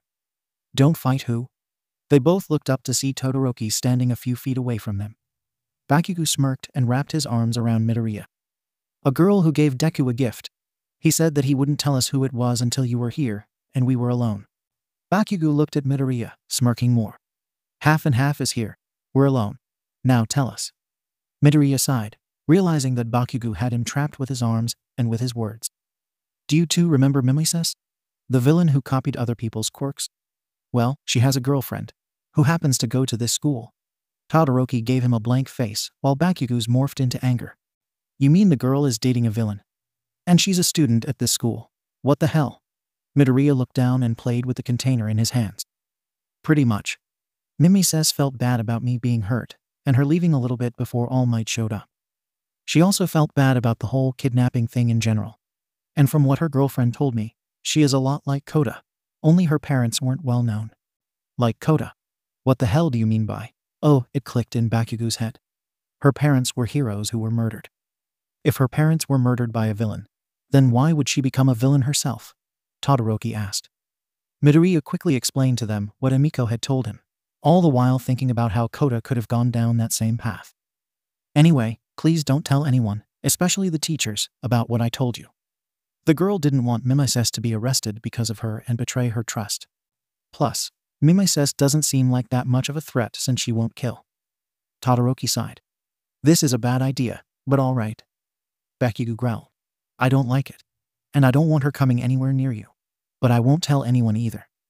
Midoriya smiled and kissed Bakugou's cheek, then got up and kissed Todoroki's. Thank you. Now, let's go cook dinner.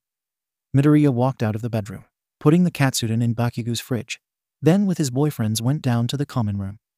When they got to the kitchen, Midoriya started gathering all the things they would need to make dinner.